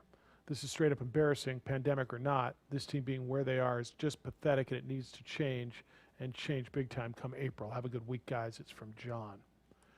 Do you think they used the franchise tag on Aaron Jones? They drafted a running back in the 2nd round last year. Mm-hmm. I'm not convinced they do. Now, I don't know who they use the franchise tag on, but it's just, what's that number going to be, like 16, 18 million, something like that? It's a sizable. I think Aaron Jones obviously is an important player to them. You look at the second half. I think A.J. Dillon's probably going to overtake Jamal Williams, that number 2 running back role. But still, with what they did this season, Aaron Jones was someone they kind of felt like they saved him for the playoffs to unleash him at this time. And he had a bad day. Even before he got hurt, it wasn't a great Aaron Jones day, which then you credit the Buccaneers defensively, because that's a good defensive team. And something we're going to get into tomorrow, by the way, is we got to put some respect on that KC defense.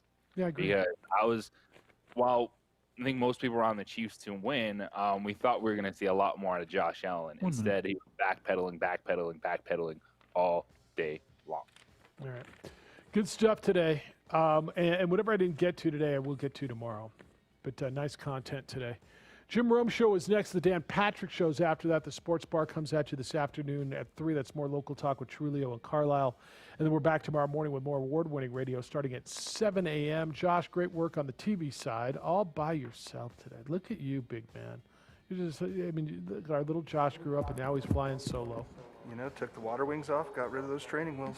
Yeah, you know what? Micah flies solo every day. Great work, Micah. Terrific job. He's a better man than I don't know. Maybe you guys fight that out. JJ, good work. Great day. Enjoy it. Have a day, y'all. We'll smell you tomorrow. Be good to each other, please. Be kind, loving, caring, and sharing. See you.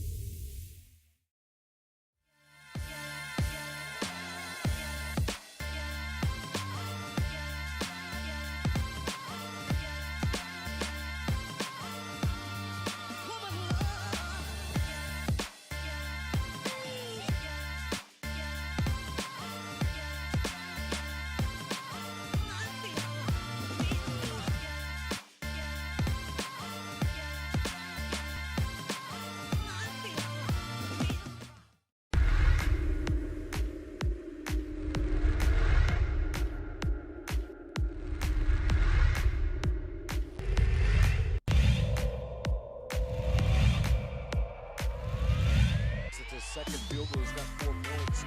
Watson, though, goes all the way.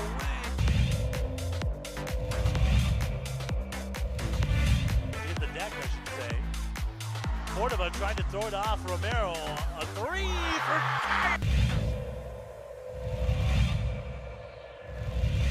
Set out to Jutapia. Nice move behind his back. It's a good...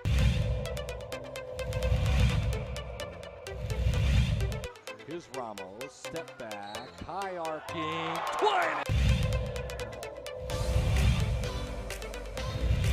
But he needed to get his legs back under him. Ooh, a little kick.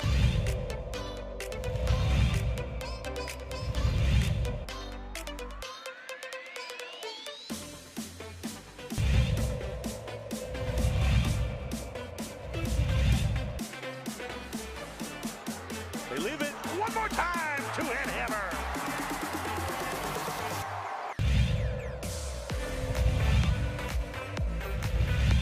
Look at this, they're going to go score again. Look at this. Up top. Yes, and the finish for Akbayosi.